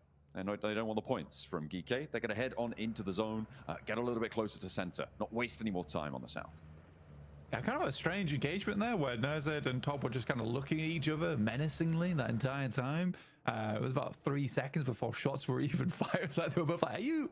That's a guy, right? I'm pretty sure that's a guy." But I think giving up the ghost on that one's not a terrible idea for APG. They know that what they're struggling with right now is getting towards center circle. It's almost as if they're listening to Max as well on the analysis desk. So getting there nice and early is a great idea for them. Regnum Kaya in the way right now of OG, who have tried to get center on this one, and proud of them for that. It has been quite a few games right now where they've been struggling and playing on the edge. So seeing them get towards the center here nice and early is definitely going to be useful for them. Regnum Kaya having that bit of a lack of performance here in the Gauntlet stages. They are the champions coming from their region. They have won plenty of global titles before, but it's just not being put together in the same way. That infusion of Zedwolf that we saw this season for them, moving into the roster to join up with the other three. I mean, it went very well for them back in the Europe stages, but it's not really coming through in this Gauntlet stage. They haven't been able to find the fights they're looking for. It feels like they just aren't able to establish the same sorts of holds that they were doing before in the regional stages. No, Reefus goes down again. Genuinely, this is the biggest problem with APG right now. It's just careless gameplay overall. DRX take a knock over towards Kaikse. Zedwolf will blow the vehicle and get the elim off the back of that.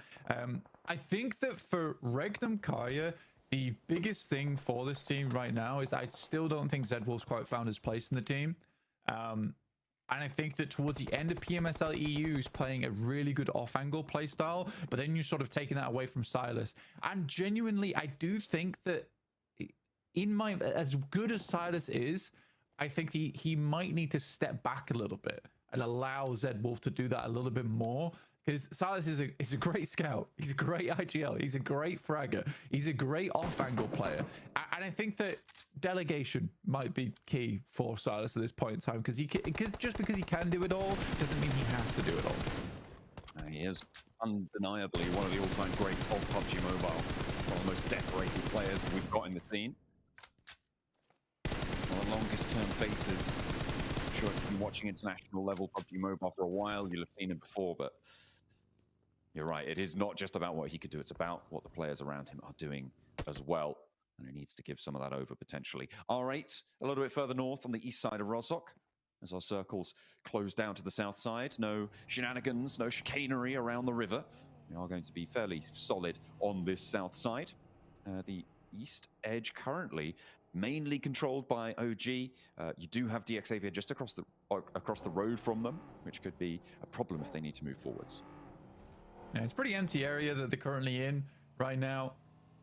It's figuring out where they want to go next, but a lot of these positions on the north rotate as well as the south rotate are already taken up, so making those pushes is going to be a little bit difficult. Quite like Madball's position right now on the northeast side of Pachinki. This is a good spot to be playing in. A lot of options for them going forward, especially with a lot of teams not over towards their western side. Most rotated on the east, actually. So I think for Madballs, it's pretty free and clear for a lot of this game.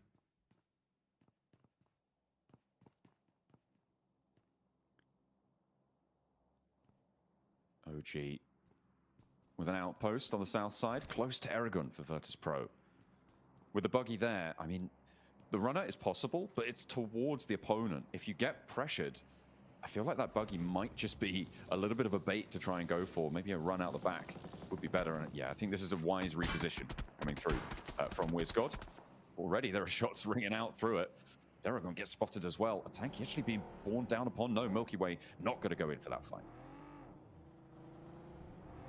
Scarface finding Silas. In fact, that's from Ulf, who are dead central, and they will find the flush as well. Around school at the moment, both teams going toe-to-toe. Scarface up close and personal right now with them, but a good shot from Wild around the corner just clips him on the shoulder and will send him spinning. Will pull out school for now. Teach him a little lesson for taking down their IGL, but now Zedwolf is going to have to be that off angle, so maybe we'll see him unleashed a little bit more. We can only hope if you're a Regnum Kaya fan.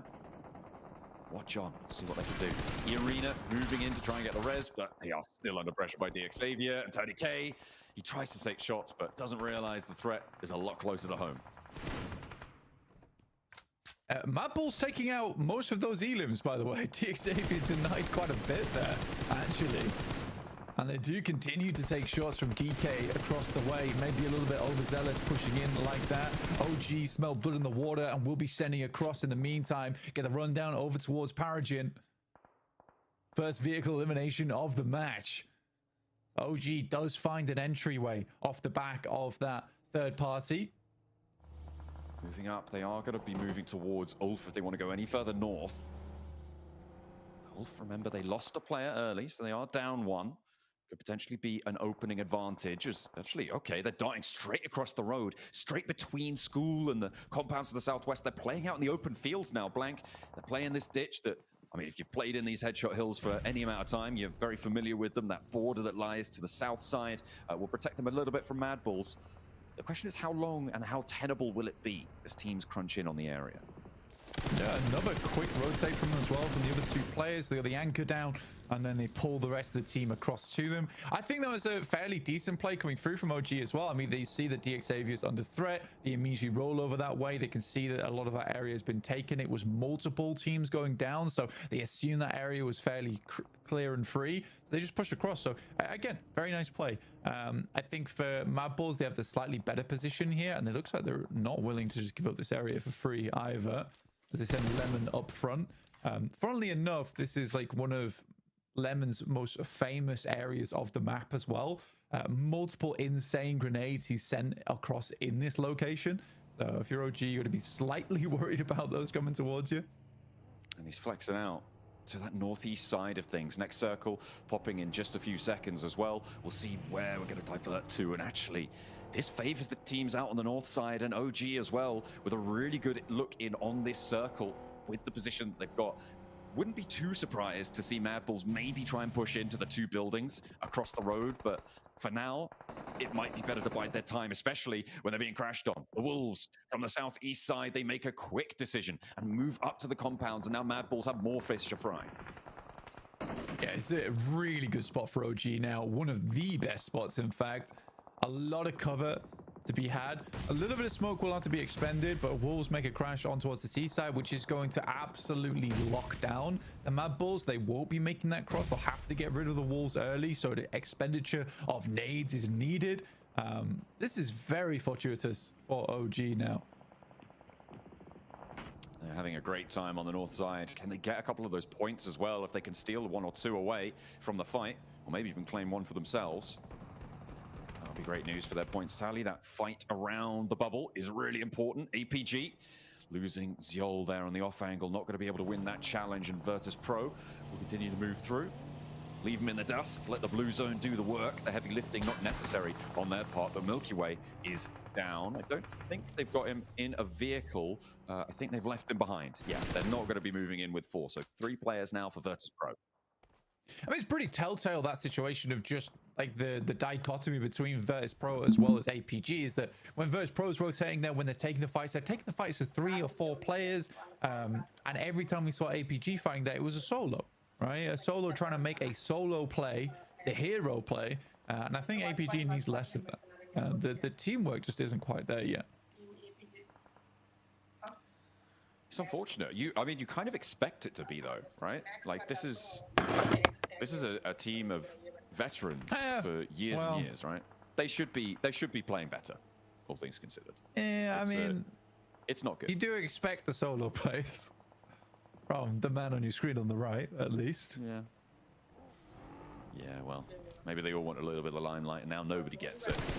It's a not very illustrious performance from APG so far, and they've got GS just over the ridgeline to the front. It's difficult to crest over and take shots down. You expose yourself to so many angles. If you're GS, you can't risk going too far forwards. We'll see what more they can do. Mad Bulls, ooh, okay, they find a knock over towards Wolves, find a second as well. The Wolves crashed in. They've been okay for a while now, but now they're under a lot of pressure, and there's that first flush coming through. Like I said, Lemon with the nades, man. In this area of the map, he is good with it. Now there's one player remaining in Coops. Nade does quite a bit of damage, and now they look to finish off the job. Mad Bulls at 4 players, and what a jump out coming through from Lemon. Already on this roadside, and Blank, they might not have their full squad, but they're still going to be able to do damage, and the Mad Bulls have to worry now more. I mean, they do find Poser right off the rip there. 25k OG though finding a little bit of damage over towards Pusher. Need to pick him back up off his feet. Position to get into. Luckily the vehicle's already burnt out, so won't be taking too much damage there. Ulf is slowly encroaching down towards the south side versus OG. But again, OG could pick up a lot of points off the back of this, but are struggling to find those eliminations. Alpha 7 China team. China team on Alpha 7. A tough time for them to do that, and you're right, with Ulf moving in to their route out into the open, that's China going to make things harder. It means they do need to commit a little bit more to clearing out their south side in order to get away from this one. Thunder Talk trying to cross the road in Rosoc. So difficult with DRX as well in the background. Alpha 7 feeling a little bit safer, but they have to move as well, right? Alpha 7 have to go a little bit further south. The move is easier for them, but it is definitely tougher for Thunder. International I mean, lobby Alpha 7's first protocol here is to get rid of Thunder Talk on the crossing on the road, which is why they have this massive smoke train lined up. It's a great nade from down, but no massive value found off it in terms of the knock, but it is DRX, which is the true issue here for both teams. Ajay kadana AJ TT మళ్ళీ eliminate అయిపోయింది ఈ రోజు పాపం వాళ్ళకి and then it's going to sit him down back on across the road. Still has not made that dash. The smoke started to run bare as Revel picks Ajay up kadana మనం అజయ్ అని చదువుతాం కాకపోతే AJ వాడి పేరు Kaya as well. Hang on a minute. Eliminate అయిపోయిందన్న team They've got Wild and Zed Wolf on the flank. They've pushed them out of school up to the north with Loxy కిందన down the west. ఓజీలు మొత్తం పోయారన్న Mad Bulls. OG మీద వీళ్ళు Kara, but CEO he's able to claim a point. Looks for more as well with the auto shot. He pops the reload. Not going to find the nade on in for Pusher as well as they turn the corner. He gets wide days to try and find a little bit more. There's the flush of the Mad Bulls. They're leaking. CEO once again the big earner on the team, looking to put more points on the table. Nade down the stairs, already 2 found in a 1v4. నిన్న OG second place వచ్చింది వాడి దగ్గర ఒక్క healing లేదు ఆ healing ఒక్కటి కనుక ఉన్నట్టు వాడికి 1v3 సిచ్యువేషన్ కొట్టేవాడు ట్రై చేసేవాడు at least కొట్టకపోయినా He's given them the slip. He's playing this ఇప్పుడంతా నేడ్లతో one నడిచింది pretty crazy. Xavier have joined the party now. Blank. They've moved on in. You can see Levi's now up on the lineup. చిన్న విండోలో పెట్టింది alpha Well on the south. They need to push through this. The circle sits on these buildings. The only respite is inside. ఈ రోజు వాళ్ళకి అస్సలు set అవ్వలేదన్న 120 తో start చేశారు నిన్న ఫస్ట్ ప్లేస్ 120 వేరే వాళ్ళు ఎవరు దరిదాపుల్లో కూడా లేరు I feel at this point in time you do want more points, and a lot of these points are just being siphoned by teams that keep rocking up towards this location. I think OG would much rather hold on to the warehouse here, it seems. వాళ్ళెక్కనే ఉన్నారు పక్కన building లోనే ఉన్నారన్న team OG DX ని లేపేశారు on the side down. That's Loxy. OG Very long range shot coming through from Loxy there. But a good pickup from OG. They will steal away that elimination, which is what we were looking for. Kara team play, Kara CEO top 3 చేయండి ఈయన DX Levi's లేపే chance ఉంది వాడు పొరపాటుని ఇటు వస్తే అయిపోయినట్టు వాడు పాపం కింద ఇద్దరు పక్కన ఒకడు కాపు కాసుకొని కూర్చున్నారు వాటి వెళ్తే అటు ఓజీ టీం ఉంది ఈ ఓజీకి మధ్య ఫైట్ స్టార్ట్ అవ్వచ్చు వాళ్ళ దగ్గరలోకి వస్తున్నారు ఇప్పుడు జోన్ డిసైడ్ చేసి కన్నా జోన్ పడితే ఓజీ వాళ్ళ దగ్గరలోనే ఉన్నారు వీళ్ళు మొత్తం జోన్లోకి వెళ్ళాలి టీం ఓజీకి దొరికే ఛాన్స్ ఉంది అసలు ఇంటర్నేషనల్ లెవెల్లో ఇంటర్నేషనల్ లెవెల్ గన్ పవర్ అసలు ఎవరు వాడట్లేదన్న అంతా నేడ్లుగా నేడ్లే moving away from shot hills short gun normal gun ఒక్కరు కూడా కొట్టుకోవట్లేదు లాంగ్ రేంజ్ మాత్రం M416 కొట్టుకుంటున్నారు ఇంతకుముందు UMP తెగ కొట్టుకొని తిరిగే వాళ్ళే కానీ ఇప్పుడు UMP కూడా ఎవరు కొట్టుకోవట్లేదు they still have a lot of school to play around with, and a lot of other teams are going to be in danger just purely because the amount of caution that's needed whilst rotating in towards the circle is very high. You see that absolutely no team wants to play in the center of the map right now, and it makes massive sense why. వాడు ఒక్కడే మిగిలినాడు మెదలకొని ఉంటేనయ్యో survival points జోన్కి వెళ్తేనయ్యో వాడు try and get a hurry up on that fight because they need to leave as well. Alpha 7 trying to crest the ridge line. CEO, we got one, but he wasn't quite good enough for the full 4 piece, unfortunately. He's going to be swarmed on as DRX descend from the high ground as well. He's an outpost for Regnum Kaya. They aren't going to be able to pick him back up. That's Regnum Kaya down to one player. 15 పాయింట్లు 12 పాయింట్లు వస్తాయన్న themselves too thin. R8 as well moving into the hills. మామూలుగా వేసుకోరన్న ఇప్పుడేం చూసి నేను తర్వాత నీకు ఒక video పెడతాను అందులో వేస్తారన్న గ్రానైట్లు అట్ట కాదు భయంకరంగా వేస్తారు అంతా గ్రానైట్లతో రన్ అయింది R8 ఎంతమంది వెళ్ళారు R8లో ఆల్రెడీ ఇద్దరు ఉన్నారు ఒకళ్ళు డౌన్ అయ్యారు very Alpha 7 మామూలుగా concerned about that push from off there. I think he's getting a little bit too big for his boots. As APG also will R8 chime in over towards R8 as they attempted to disengage away from Alpha 7. And I do think Alpha 7 is the big story here right now. The fact they were able to dismount DRX from that top side, DRX opts to head down towards school. Yes, it's a very strong spot. And they do want it. But again, it is crazy to me that Alpha 7 was able to get away from all of this action and still maintain control on the north side. GK takes a knock from OG as we head over towards placement point territory.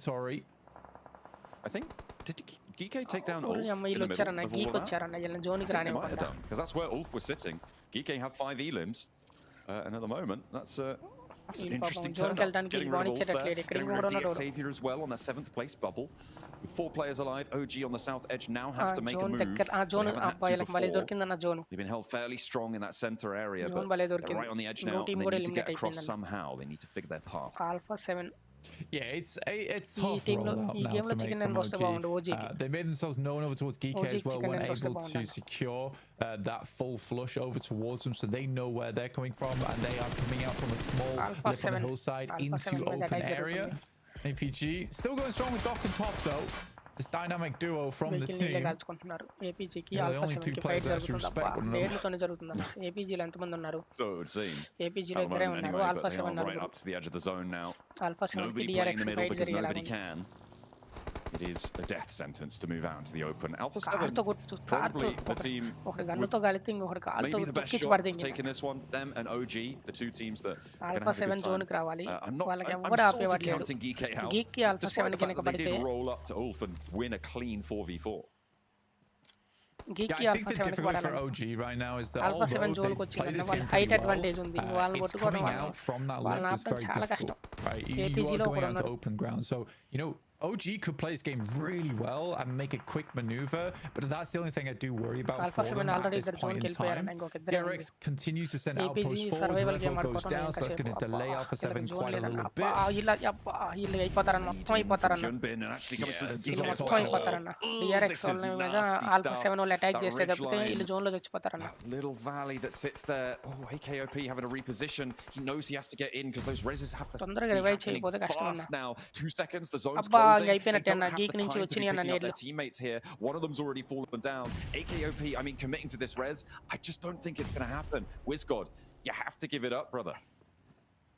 Yeah, again, like I was saying, this is such a horrible rollout for OG. You really can't make it happen very well. And I think the fact that he held out in this position for so long is already quite admirable. But yeah, as soon as you have to leave from this spot, it's just death.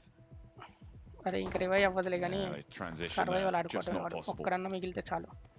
Second place వచ్చిన మంచి points వస్తాయన్న kind of taking command now. ఈ alpha 7 వాళ్ళకి height advantage దొరికింది వీళ్ళ మీద ఎవరన్నా attack చేస్తే తప్పితే ఇంకా ఓజీకి సర్వైవ్ అవ్వడం కష్టం జోన్ లేదు ఓజీకి చచ్చిపోతారన్న అయిపోయిందన్న alpha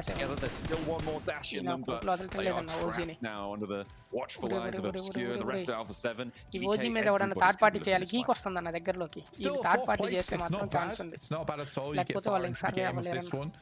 Get some placement points for your troubles. I think they're able to pick up a couple of eliminations here and there. Geek వచ్చిందన్న గీక్ వచ్చింది ఆల్ఫా 7 మీదకి గీక్ వచ్చింది ఈ మూమెంట్ లో వీళ్ళు థర్డ్ పార్టీ చేసుకోవచ్చు ఓజీలో ఇద్దరు ఉన్నారు హీలింగ్స్ లేవన్న వాళ్ళ దగ్గర OG's taken no shots their way, understandably so because they are struggling. 8 మీటర్లు వెళ్ళారన్న ఇలా కవర్ కూడా లేదన్న గీక్ ఆల్ఫా లేకపోతే మాత్రం వీళ్ళు I don't think you can count Geek out on this game. I think they had a pretty decent transition from where they were on the western side. Zone కి zone damage తీసుకుంటారా మీరు చచ్చిపోతారా వాడు wizard అయిపోతారా రే అసలు healings లేవన్న పాపం వాళ్ళు. It is going to be those little underhand lobs though coming through Alpha 7, next zone time ఉందన్న ఇంకా ఈ లోపల వీళ్ళిద్దరి మధ్య ఫైట్ మంచిగా జరిగి ఎలిమినేషన్స్ జరగాలి. Literally nothing to play with on that south side. Let's see what they've got here. DRX as well. They don't have any nades, which is pretty important here. Means Geek are a little bit safer. Alpha 7 wanting to try and big pickup. Geek, they've taken down Ulf already this match. So they've got to feel themselves. Ragnarok takes moving into danger there as Rio spots him. will be వాళ్ళ faded దగ్గర away చూడు from. The ఒక్కొక్కరి దగ్గర health ఎంత bar's ఉంది getting ఎన్ని a ఉంటుంది little bit ఇందాక pink, ఒక but టీం దగ్గర 16 ఉన్నాయి you're అన్న okay for the time being. Geek లో కూడా ఒకటి Reposition is eliminate good, and the nade is even better. Carrillo అన్న వీళ్ళు ఇప్పుడు గీక్ able to లేకపోతే land అన్న it, tracks the movement cover well. తీసుకొని గీక్ But మొత్తం there they go. లేకపోతే OG standing అబ్బా up for this అనవసరం one. They go for గెలికారన్న the flash eliminate immediately అయిపోయారన్న and hit the deck once more, but they will pay the ultimate worst price decision for it. అన్న. Maybe another point earned, but fourth place for వాళ్ళు తప్పు Elims చేశారన్న will వాళ్ళు ఏం be where చేయాలంటే they find themselves స్లోగా drawn to a పనుకొని close on వచ్చినట్టే the game. కనపడే వాళ్ళు DRX కాదు moving into position as well. Fourth Hyunbin place లో on the ఎలిమినేట్ back అయ్యారు flank కాబట్టి for points Alpha 7. ఆడము Misao going down. Carrillo and the Vigilant finds Hyunbin. కాసేపు But ఆగి going for నడితే the మాత్రం top though, GK. వాళ్ళు ఏముందన్న They look zone for కి reach more అయితే into the సరిపోయేది fold. They ఒక go. 30 మీటర్లు ఉంది Alpha zone 7 down to 1. The flank out from so easy looks GK for a Alpha shot in 7 the Alpha 7 sidelines. లో ఇంకా It's not going to connect, and it's GK with 2 versus 1 from Alpha 7, and they Alpha shut 7. it all down. GK from the bottom of the Alpha 7 tables. Eliminate అయిపోయింది geek Finally, వచ్చిందన్న a chicken breath of life. And now they don't look so bad anymore.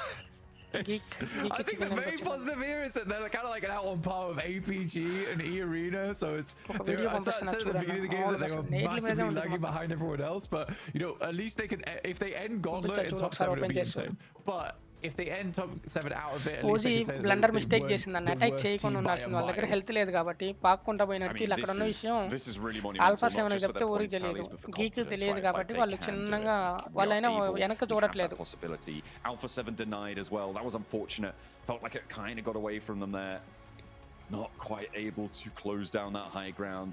But Geeke with a miraculous turnaround in the open field. A crash, a full 4v4 against Ulf, who we saw have that performance in that last game. And they were able to win it out. They transitioned into the open field when we thought it was impossible. But my goodness, what a close down. Yeah, very well done. Let's see what the desk had to say about that game. Next ఇంకా 2 మ్యాచ్లు arrange తర్వాత 2 మ్యాచ్లు Miramar ఇంత ముందులా పెట్టట్లేదన్న back to back మ్యాచ్లు ఇంతకుముందు ఒకటి అరేంజ్లు అయితే ఒకటి వేరే మ్యాప్ మళ్ళీ అరేంజ్ మళ్ళీ వేరే మ్యాప్ అటు పెట్టేవాళ్ళు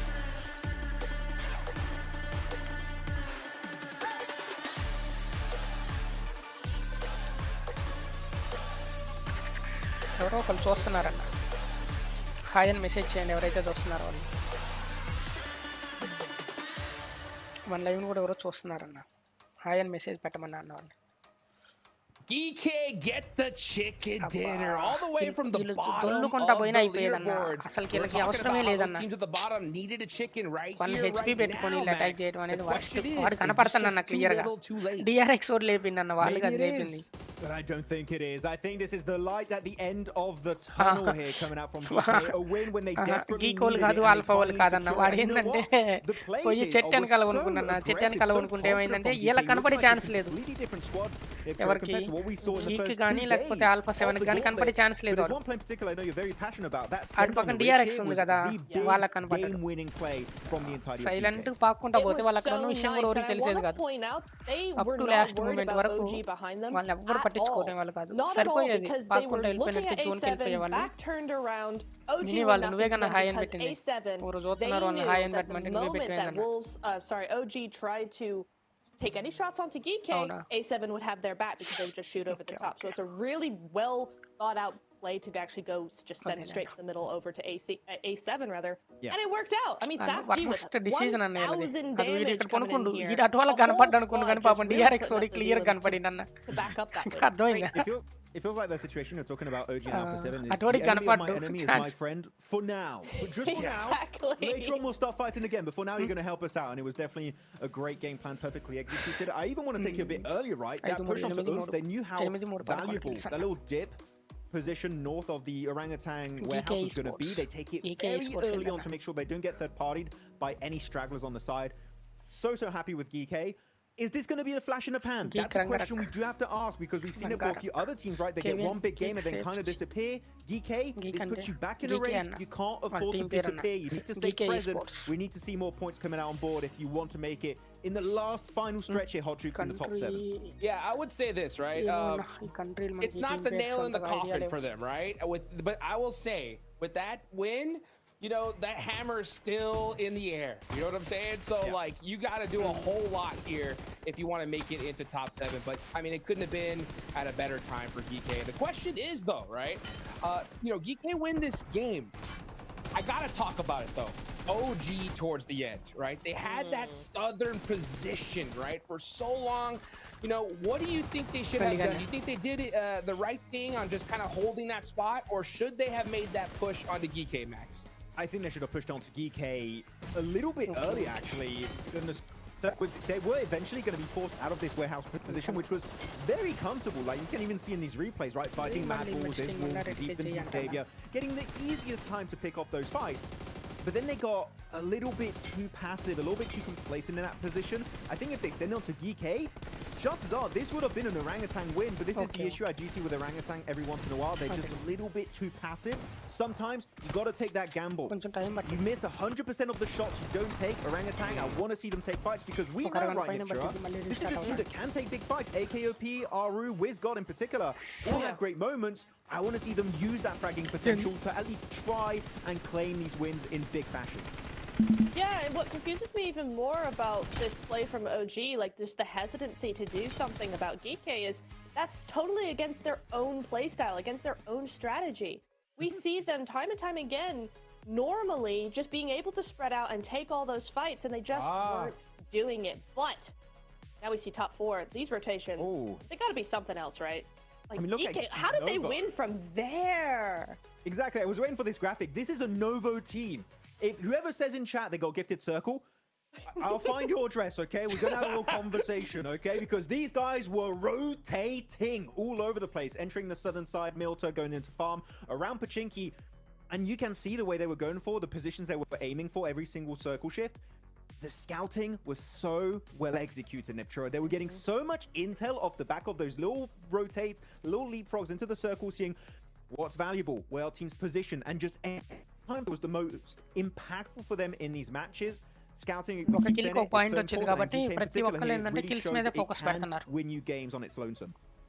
Absolutely, a DRX doing the exact same thing. They grabbed that high ground on the top of Crosshawk there, and then swept down onto Rangaria's full area, and they were just able to push in like that. It didn't get them the win, sure, but it definitely got them 14 eliminations. So again, love what we're seeing here from DRX. It's controlling, it's aggressive without going overboard. So it's really nice to see that from them too. That rotation from Alpha 7 too was wild. From North George all the way to Stolber, right? And then they make it on down the way. I love that graphic. Definitely breaks things down for just how crazy these rotations are, right? I will say though, with that school field finish, Max, second place car point. How bad do you think these players were missing those third place 5 points?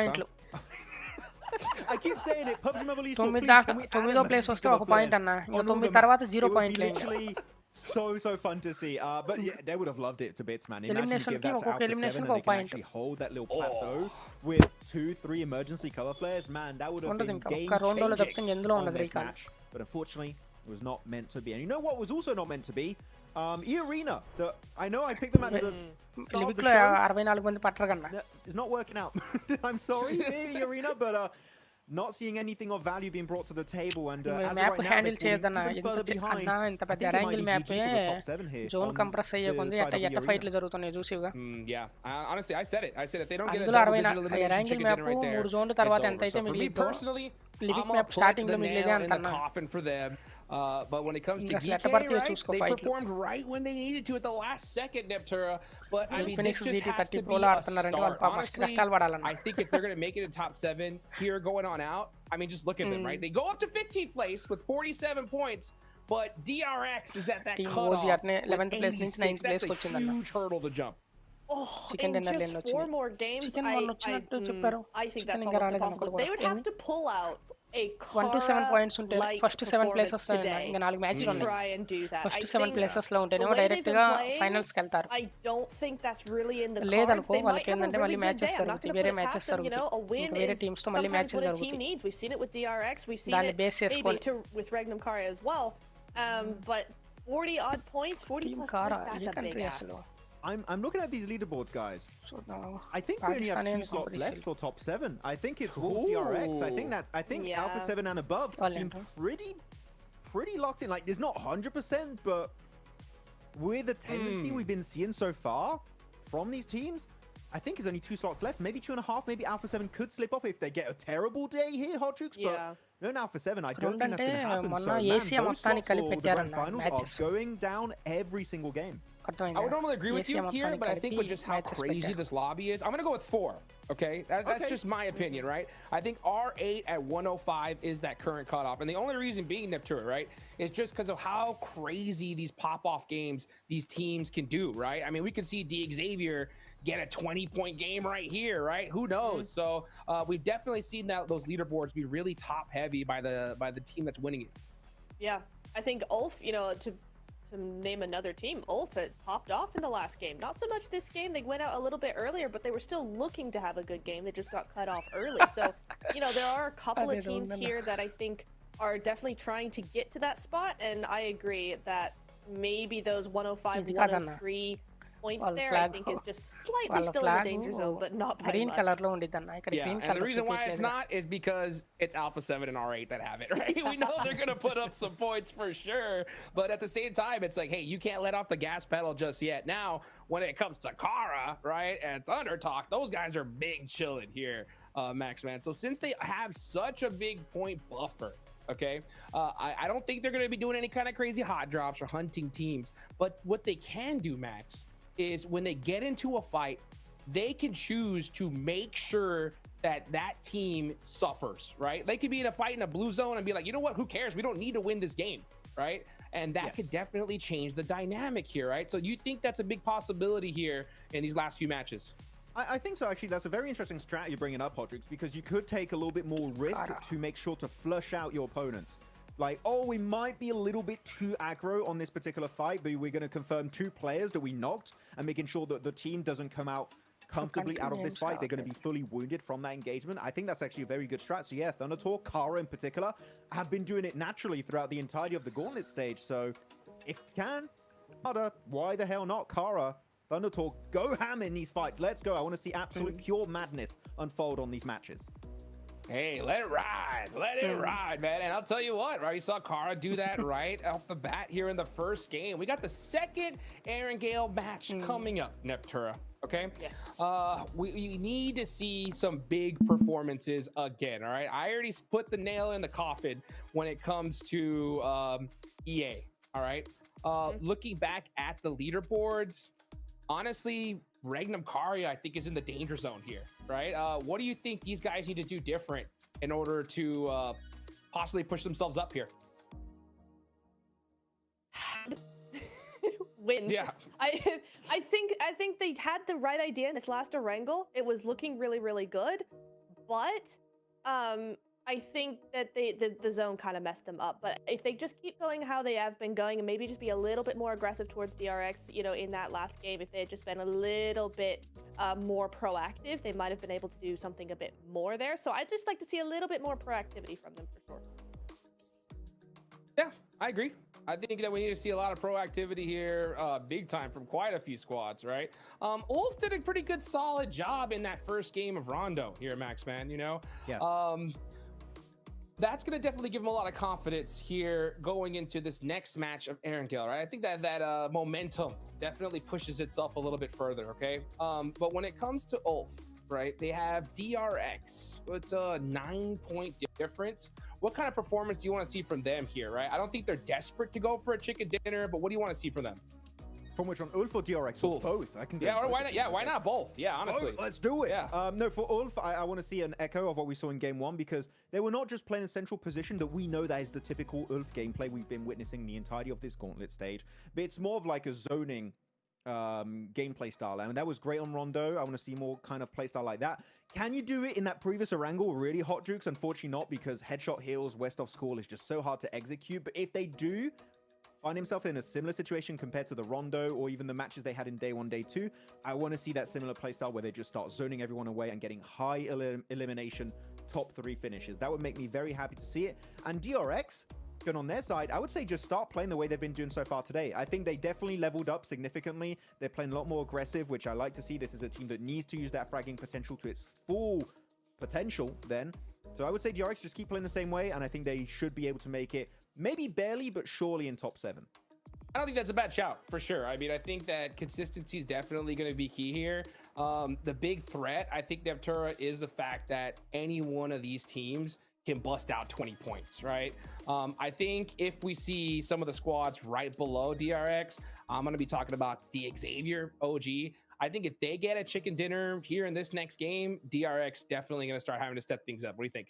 100%, because I think Xavier and OG, both of those teams, if they get a win under their belts, they're going to run with it. We've seen it from them before. Xavier, they have bits and pieces, they have glimpses of the old Xavier we're used to seeing, and then they seem to go back into their shells again. And if they can just get a win, I feel like they would really be able to just shine.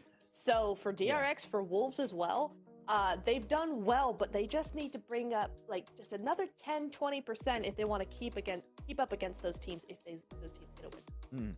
I want to see Xavier bring an extra 50%, and by that I mean not have only 2 players alive in the late game, which unfortunately has been a tendency we've been seeing throughout the entirety of today. That's really what's hurting Xavier, because I agree, Nitra, Xavier can get big wins. We saw in the past, especially during the SEA region for the summer season, they were just dominating that entire battlegrounds. But losing players early is a massive issue. Even just one player, Hodrick, I mean, we know you were a pro, right? You know losing one player, that's really going to hurt your chances of a potential chicken dinner. And it's the same for Alpha Gaming. Also losing players very, very early on in the matches. That's something you need to avoid. And currently, actually, I want to say a team that's been pretty decent at doing that is Orangutan. They keep players very early on alive, and then they get into the late game. Unfortunately, still, as we said, they got a bit more passive, but Orangutan have been doing that really well. So I want to see a bit more of that kind of playstyle from these teams that unfortunately do take very early casualties. Yeah. I mean, when it comes to OG, I'm going to be a little bit more harsh. That last game, they needed to make that push, right? I think they're doing an excellent job of getting to those late games, right? But at a certain point, Neptura, you have to flip on that aggression switch, right? Do you think the reason why they haven't done that yet is because of nerves or something else? I think it might be nerves. It's definitely not skill, because what they're doing is they have their full squad, but they're playing like they're a solo or a duo. And they can't do that. They've got to unlock that next level and just go, hey, we're here, we're full squad, let's go for it. Well, one of those 7 slots is right there for the taking, OG. Are you going to be able to grasp it? Only a few matches left to go. Let's go ahead and take it on over to John Allen Blake for the next Erangel match.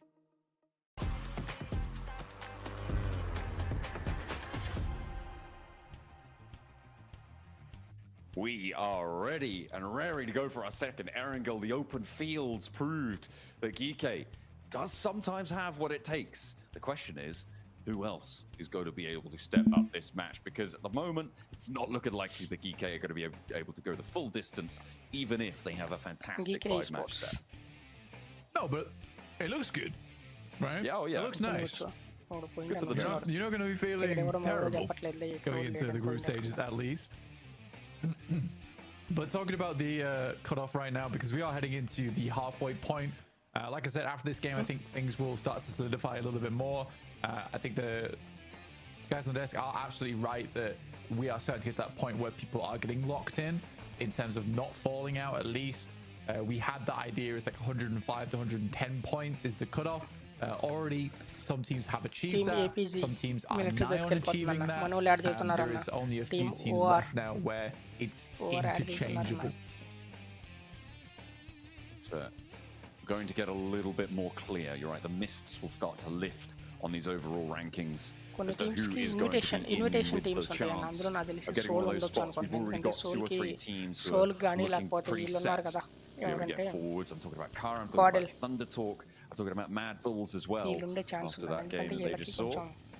Jumping up over the 110-point boundary, more teams will start to move in. The East Side Circle comes on through on a West Side plane path, so teams will need to migrate out to that East Side. It's a very far rotate as well for a lot of our squads, considering we are on that western plane path. So a lot of that eastern area should be a little bit more clear.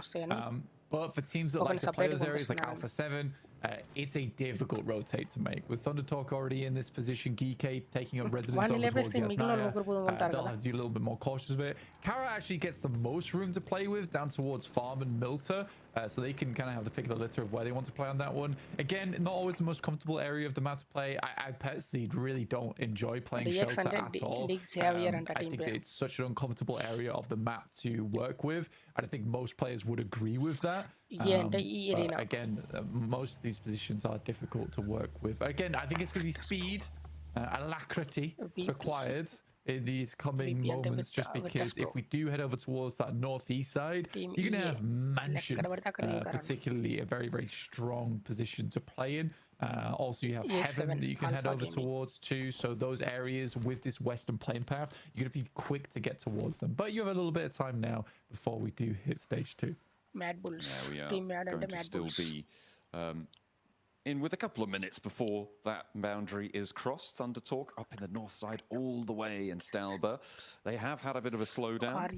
We'll see if they can keep things up towards the finals, where we're very likely going to see them. OG, they had a good chance in that last game at the north side of their compound, right? It was unfortunate that Wolf broke that, and then GK in turn stopped them from getting out. We heard from them a little bit before, with 7 on the stage. Welcome to a quick report with the 7WG. I don't have any players with me, but I do have some information. Earlier in the day, I got to talk to Aro from OG, and I asked him, what is the expected benchmark that you have to hit every single match? He said between 6 to 7 points. So far, especially after the performance they just had, they're averaging 6 points. Let's see if they can keep it up and maybe get a little bit closer towards that top 7. GK Sports. I mean, 6 or 7 points a match, that sounds like not a lot, right? But it is actually quite difficult to be able to get that. Very few teams in the lobby will be able to find that sort of a metric. To put that in context, 6 points a match gives you 108 points total on the set, right, of 18 matches, which is, as you can see, pretty difficult to achieve. Not many teams have passed that boundary. Yeah, and that's on the low end of the prediction as well, coming through from Ari. So yeah, it is difficult, but I think he's kind of on the money there with it as well. 67 points, and if that's the game plan right now for OG, they could still hit that, but not with those point scorings. They still need a bigger game. It's not a gigantic game they need, but they do need another large game for them today.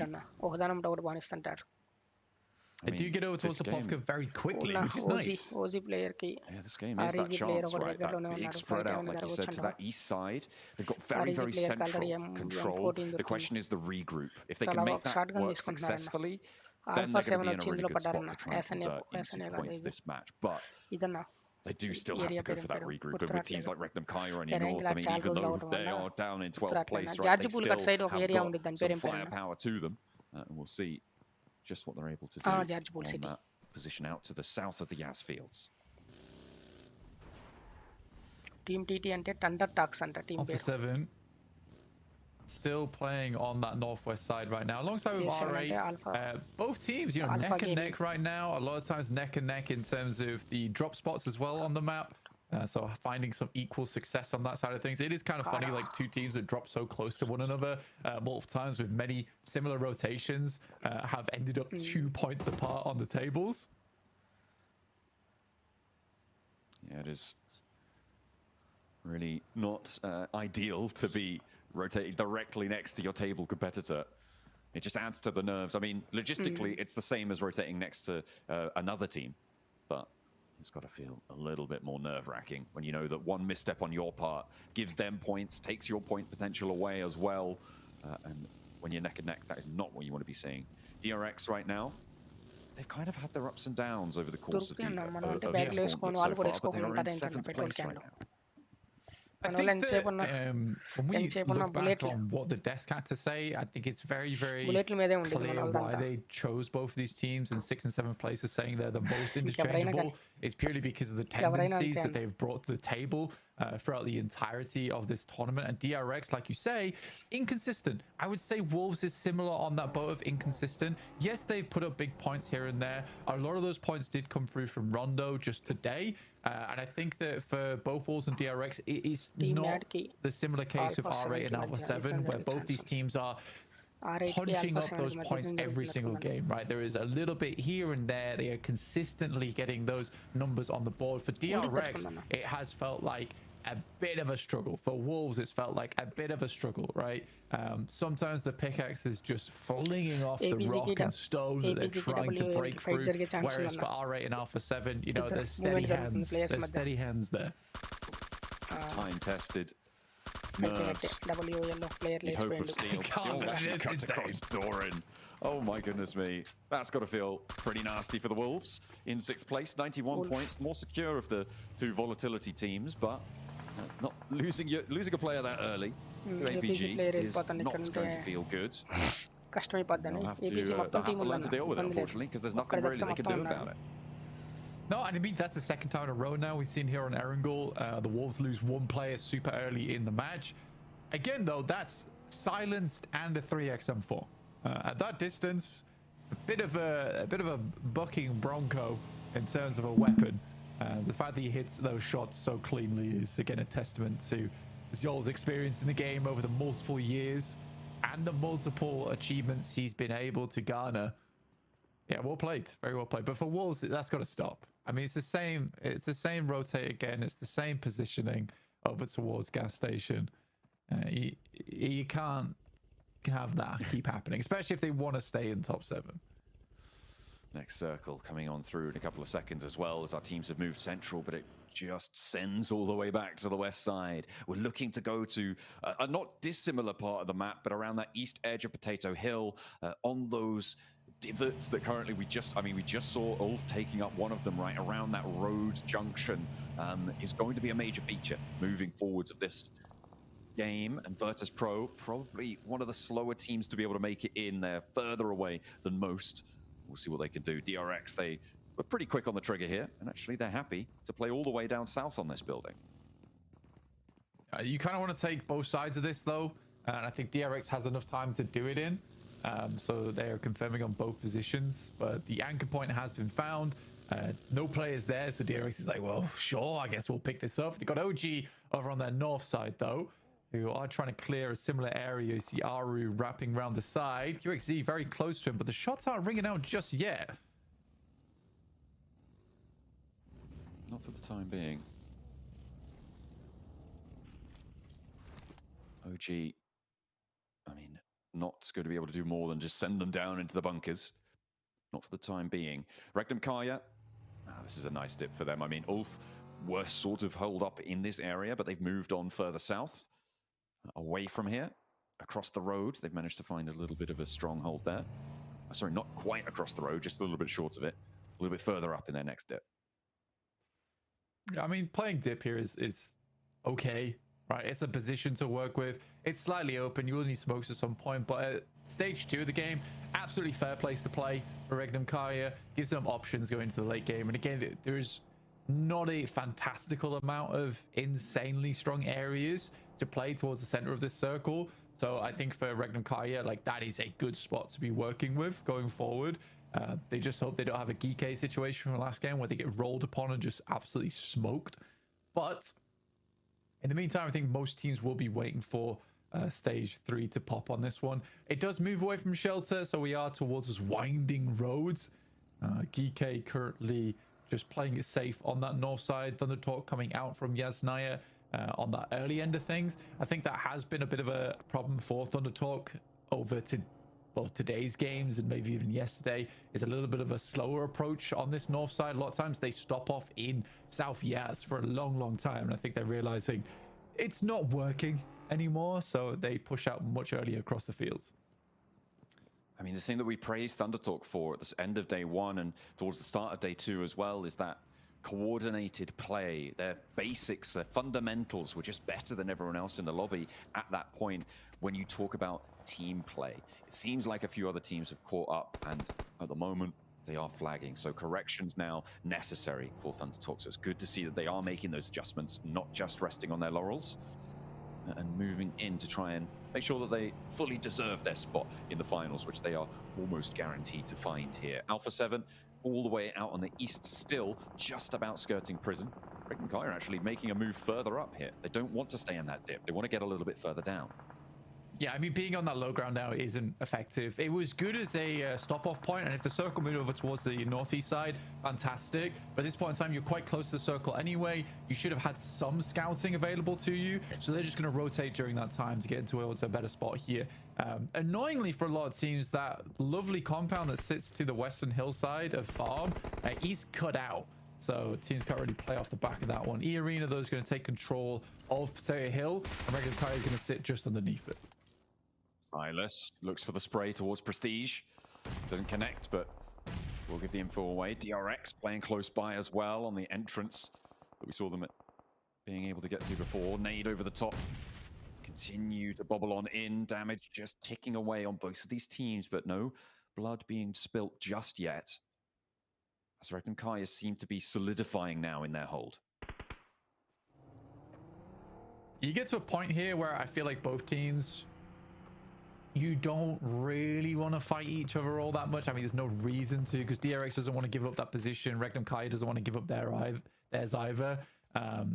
Both are relatively safe. Obviously, Regnum Kai is slightly more painful to play because it's a bit more open and DRX is going to have to expend smokes, but this is definitely a case of a bit of a more neighborly love from both squads. Certainly might be favorable. The question is, will they be able to bear that pressure? Loxy flexing out wide in the middle of the circle for Regnum Kai. As Alpha 7, they drew short onto one of the entrances to shelter. OG were surrounding it before. They divert, they want to get into the circle, and they will line that edge, trying to stop Alpha 7 from going through, but they will thrust the tip of the spear. Revo moves on in now. WizGod and Atanki have to hold strong. They're playing around the hill, around the mouth here. The nades are good. WizGod, if they spotted him, Carrillo knows about it now. We'll be able to hear it, but WizGod's quick on the trigger with a pump action. A nade put in through the window, though, is going to make it all harder. But Aru has to step in, and 3 players from Alpha 7 crumble in the face of the hold here from OG. Another player now sends out wide Obscure, the last for Alpha 7, and he's on the hunt. AKOP over the top, has got the shotty as well as the blue zone to push Obscure out of the zone. It's only stage 3, not the hugest. AKOP, though, takes damage from the zone, and GS are on the north, maybe a third party.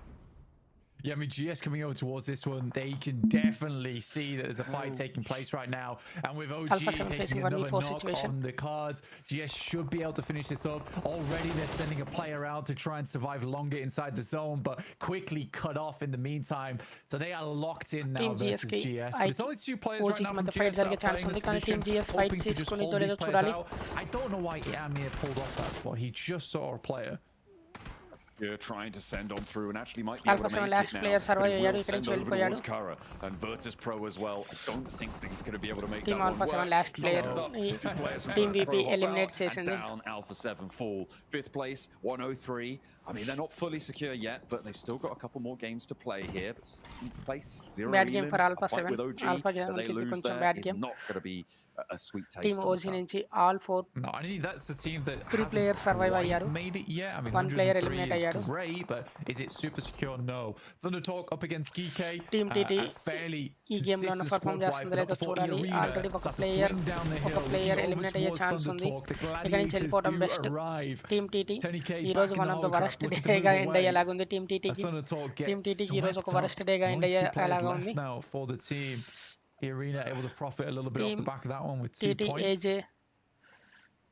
I think the major profit that they'll find is actually the lack of teams in their area anymore. They can move along Potato Hill, move a little bit closer towards Regnum Kai and really take control of this western side of the circle. The rotation after may be a little bit tricky. RX to the north with Wolves to the south, Regnum Kai to the front. It's not too many options from that point onwards. Yes, taking down OG as they attempt to make their way through. Obviously really slowed them down there.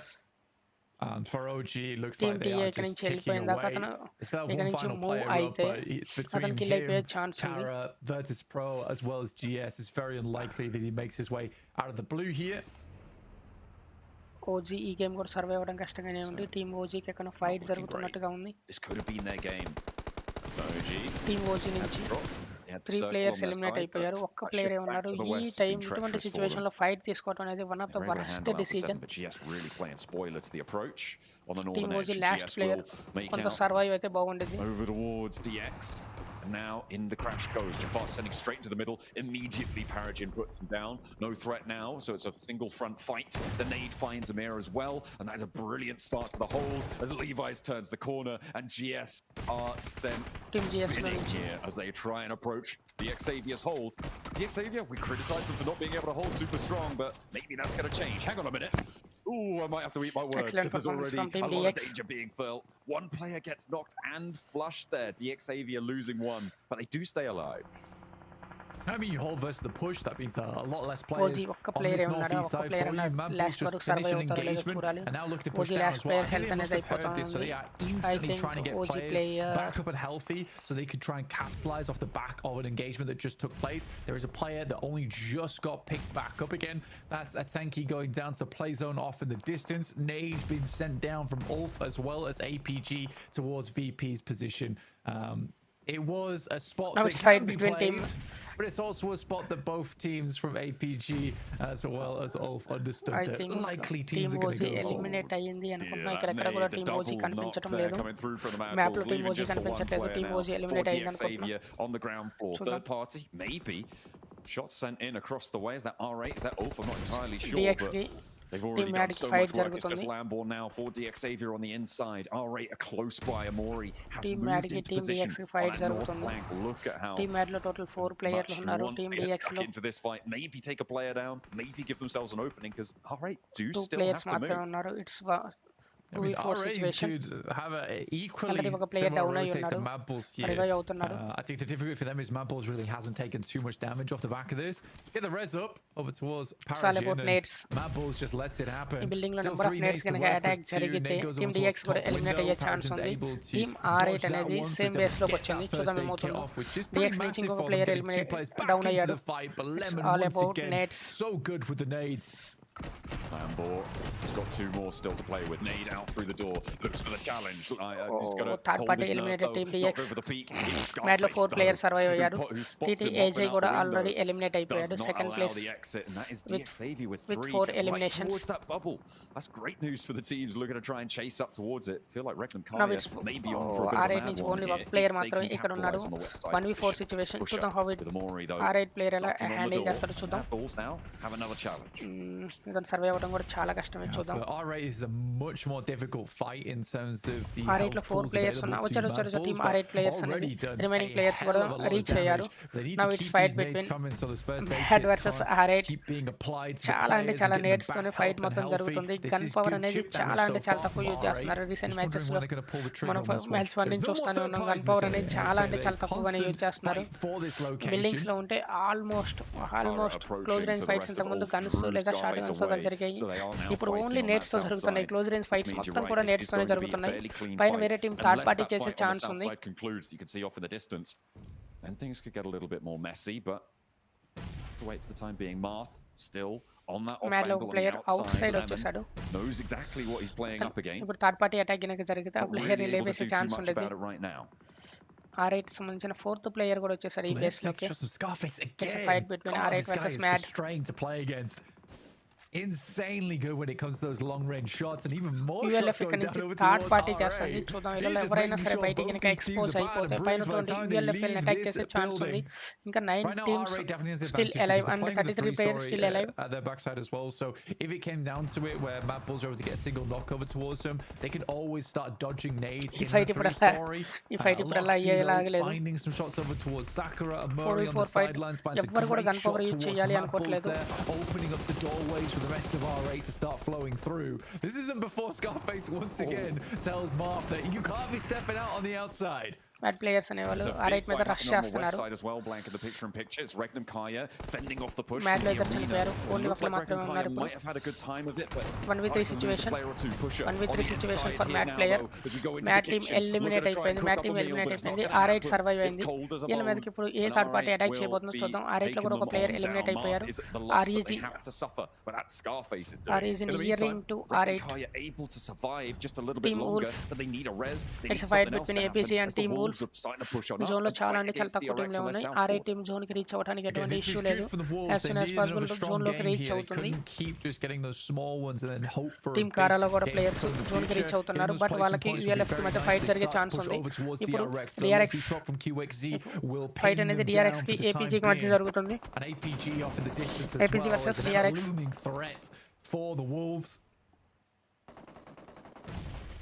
Reckon Kaya have managed to get themselves back up now. They could peek in here. The off angle, the outpost for DRX is their end goal. Alpha Gaming versus Team Wolf. They've got to deal with Coops first. They'll do it. They'll look for more as well. They will find everything they're looking for. The Wolves start to fall. And they will continue to tumble. 7th place. No elims there. Not able now it's fight between things going. DRX and this is great news. REG. 7th place bubble. They're looking to solidify themselves. But Regnum Kaya, they want to extract points from this region. 5 elims found, and they want more as they move on in. Oh my god, the tracking on that was wild crazy.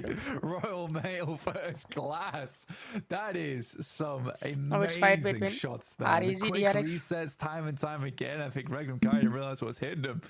I'll be calling hacks at that point, to be honest with you. But Regnum Kaya will get to play on as two.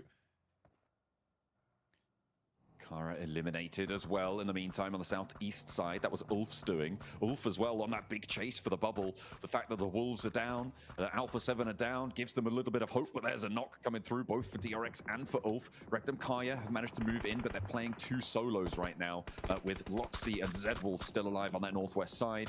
DRX really now penned in. Kaise can't do a thing about it. I think for DRX, they are going to struggle to get out from this position. The saving grace is that Zol basically has no ammo because he's been shooting everyone in the lobby right now. We'll push a little further up here to get some information off the back of it. Doc will pick a player on the back of the buggy, immediately steps back down again. Again, this is where I want to see Doc respect this angle a little bit more. Needs to potentially leave. This could be a decent Molotov. There's no smoke blocking the window either, so he has a clear sight line towards it. DRX on slivers of HP. And Hyunbin goes down to Reefus. APG. It's been daged the lobby now. 2 players for DRX, and it's only the one on this outpost. Remember, they've still got that central player. That Wolf did get knocked and flushed there, leaving just Loxy for Regnum Kaya on that north side. There's that knock over towards DRX. They're not getting him back up. The question is points. 5 teams remain now blank. What can teams extract from here? Loxy in the picture, fighting for his life against the Mori. One of the 2 players remaining for R8. Again, for APG there, Doc gets shot at by Aaron on that angle. Where is the comms across the top? In which Harry should have rotated back towards the team. Doc knew the angle was available. I just don't think Top was told about it. Because otherwise there's no way he would have made that aggressive push back that way. I'm not sure. I couldn't give you the specifics, but it's just frustrating to watch that. I mean, just talked about it. APG down to just 3 players, but first one in a while, we've seen them in a top 4 only 1 player మాత్రమే ఉన్నారు R8 2 players ఉన్నారు ఇప్పుడు DRX player గనుక survival game ఆడితే second place or first place వచ్చే chance ఉండేది team ULF and team APG మధ్య 3 players ఉన్నారు వాళ్ళ మధ్య ఫైట్ జరుగుతుంది చూద్దాం ఎవరు సర్వైవ్ అవుతారు ఇది 15th మ్యాచ్ ఇంకా 3 మ్యాచెస్ మాత్రమే ఉన్నాయి into that top 7. I think they'll be able to do it off this match. The question is how far and how secure will they feel? Moving in to the later parts of the day, we're going to be getting across the halfway line of the day after this match. So going into the final 3, it's going to feel good being in the top 7. But that buffer, building more and more on top of it. That's what teams are looking to do now. DRX, their last player, Prestige bearing down upon him. Mori keeping his head down. Gotta feel bad for DRX. I mean, for R8 as well, even if they get 3rd place here, it's not a huge amount of eliminations, but that should see them safe. Aaron finding Reefus, 13 elims on the game. Another massive match for them. Up to top 3 for R8. It certainly sees them making it through here in the top 7, I would say, at this point in time. And now Ulf looks to readdress the circle. If R8 still slinging on both sides here. Murray and Prestige playing both corners. APG, R8 and ULF. Immediate send back in. No, hang on a minute. They're diverting it once more. They can't make up their minds. I mean, they're just getting that scouting info. They know nobody's pushing north just yet. APG and Ulf holding each other in a stalemate. Big flat plateau that sits in the middle. The nade is good from Amori, and that catches Yo. Alpha Gaming getting rid of that roadblock for Ulf might actually allow them to push across more effectively. R8 may have just unwittingly spelled their own demise. But you R8 take a దగ్గర second place, ఉన్నటువంటి though. అన్ని granites use Let's, చేసేసారు. R8 see దగ్గర how ఇంకా far they granites can go అనేవి off the లేవు. back of it. ULF Again, they APG control మధ్య the fight entirety జరుగుతుంది. of the APG northern player edge. Zone లో లేడు. Aaron APG picks team up eliminate another for అయిపోయింది. his troubles and now sees Now Doc it's as fight well. between That's R8 15 versus elims. They ULF. can just clear out ULF the దగ్గర last two total players from R8. It will be a 27-point game, which will shoot them soaring towards the top of the tables here, John. Zone లో లేదు. ULF zone లో లేదు. Zone కి reach అవ్వడానికి try చేస్తున్నారు. But వాళ్ళకి height advantage ఉండే chance ఉంది. R8 ప్లేయర్ కింద వెళ్ళిపోవడం వల్ల వాళ్ళకి హైట్ అడ్వాంటేజ్ లేదు. That is an incredible resurgence for Ulf in the two big games that they've had today, and it just goes to show you how close these tables have always been.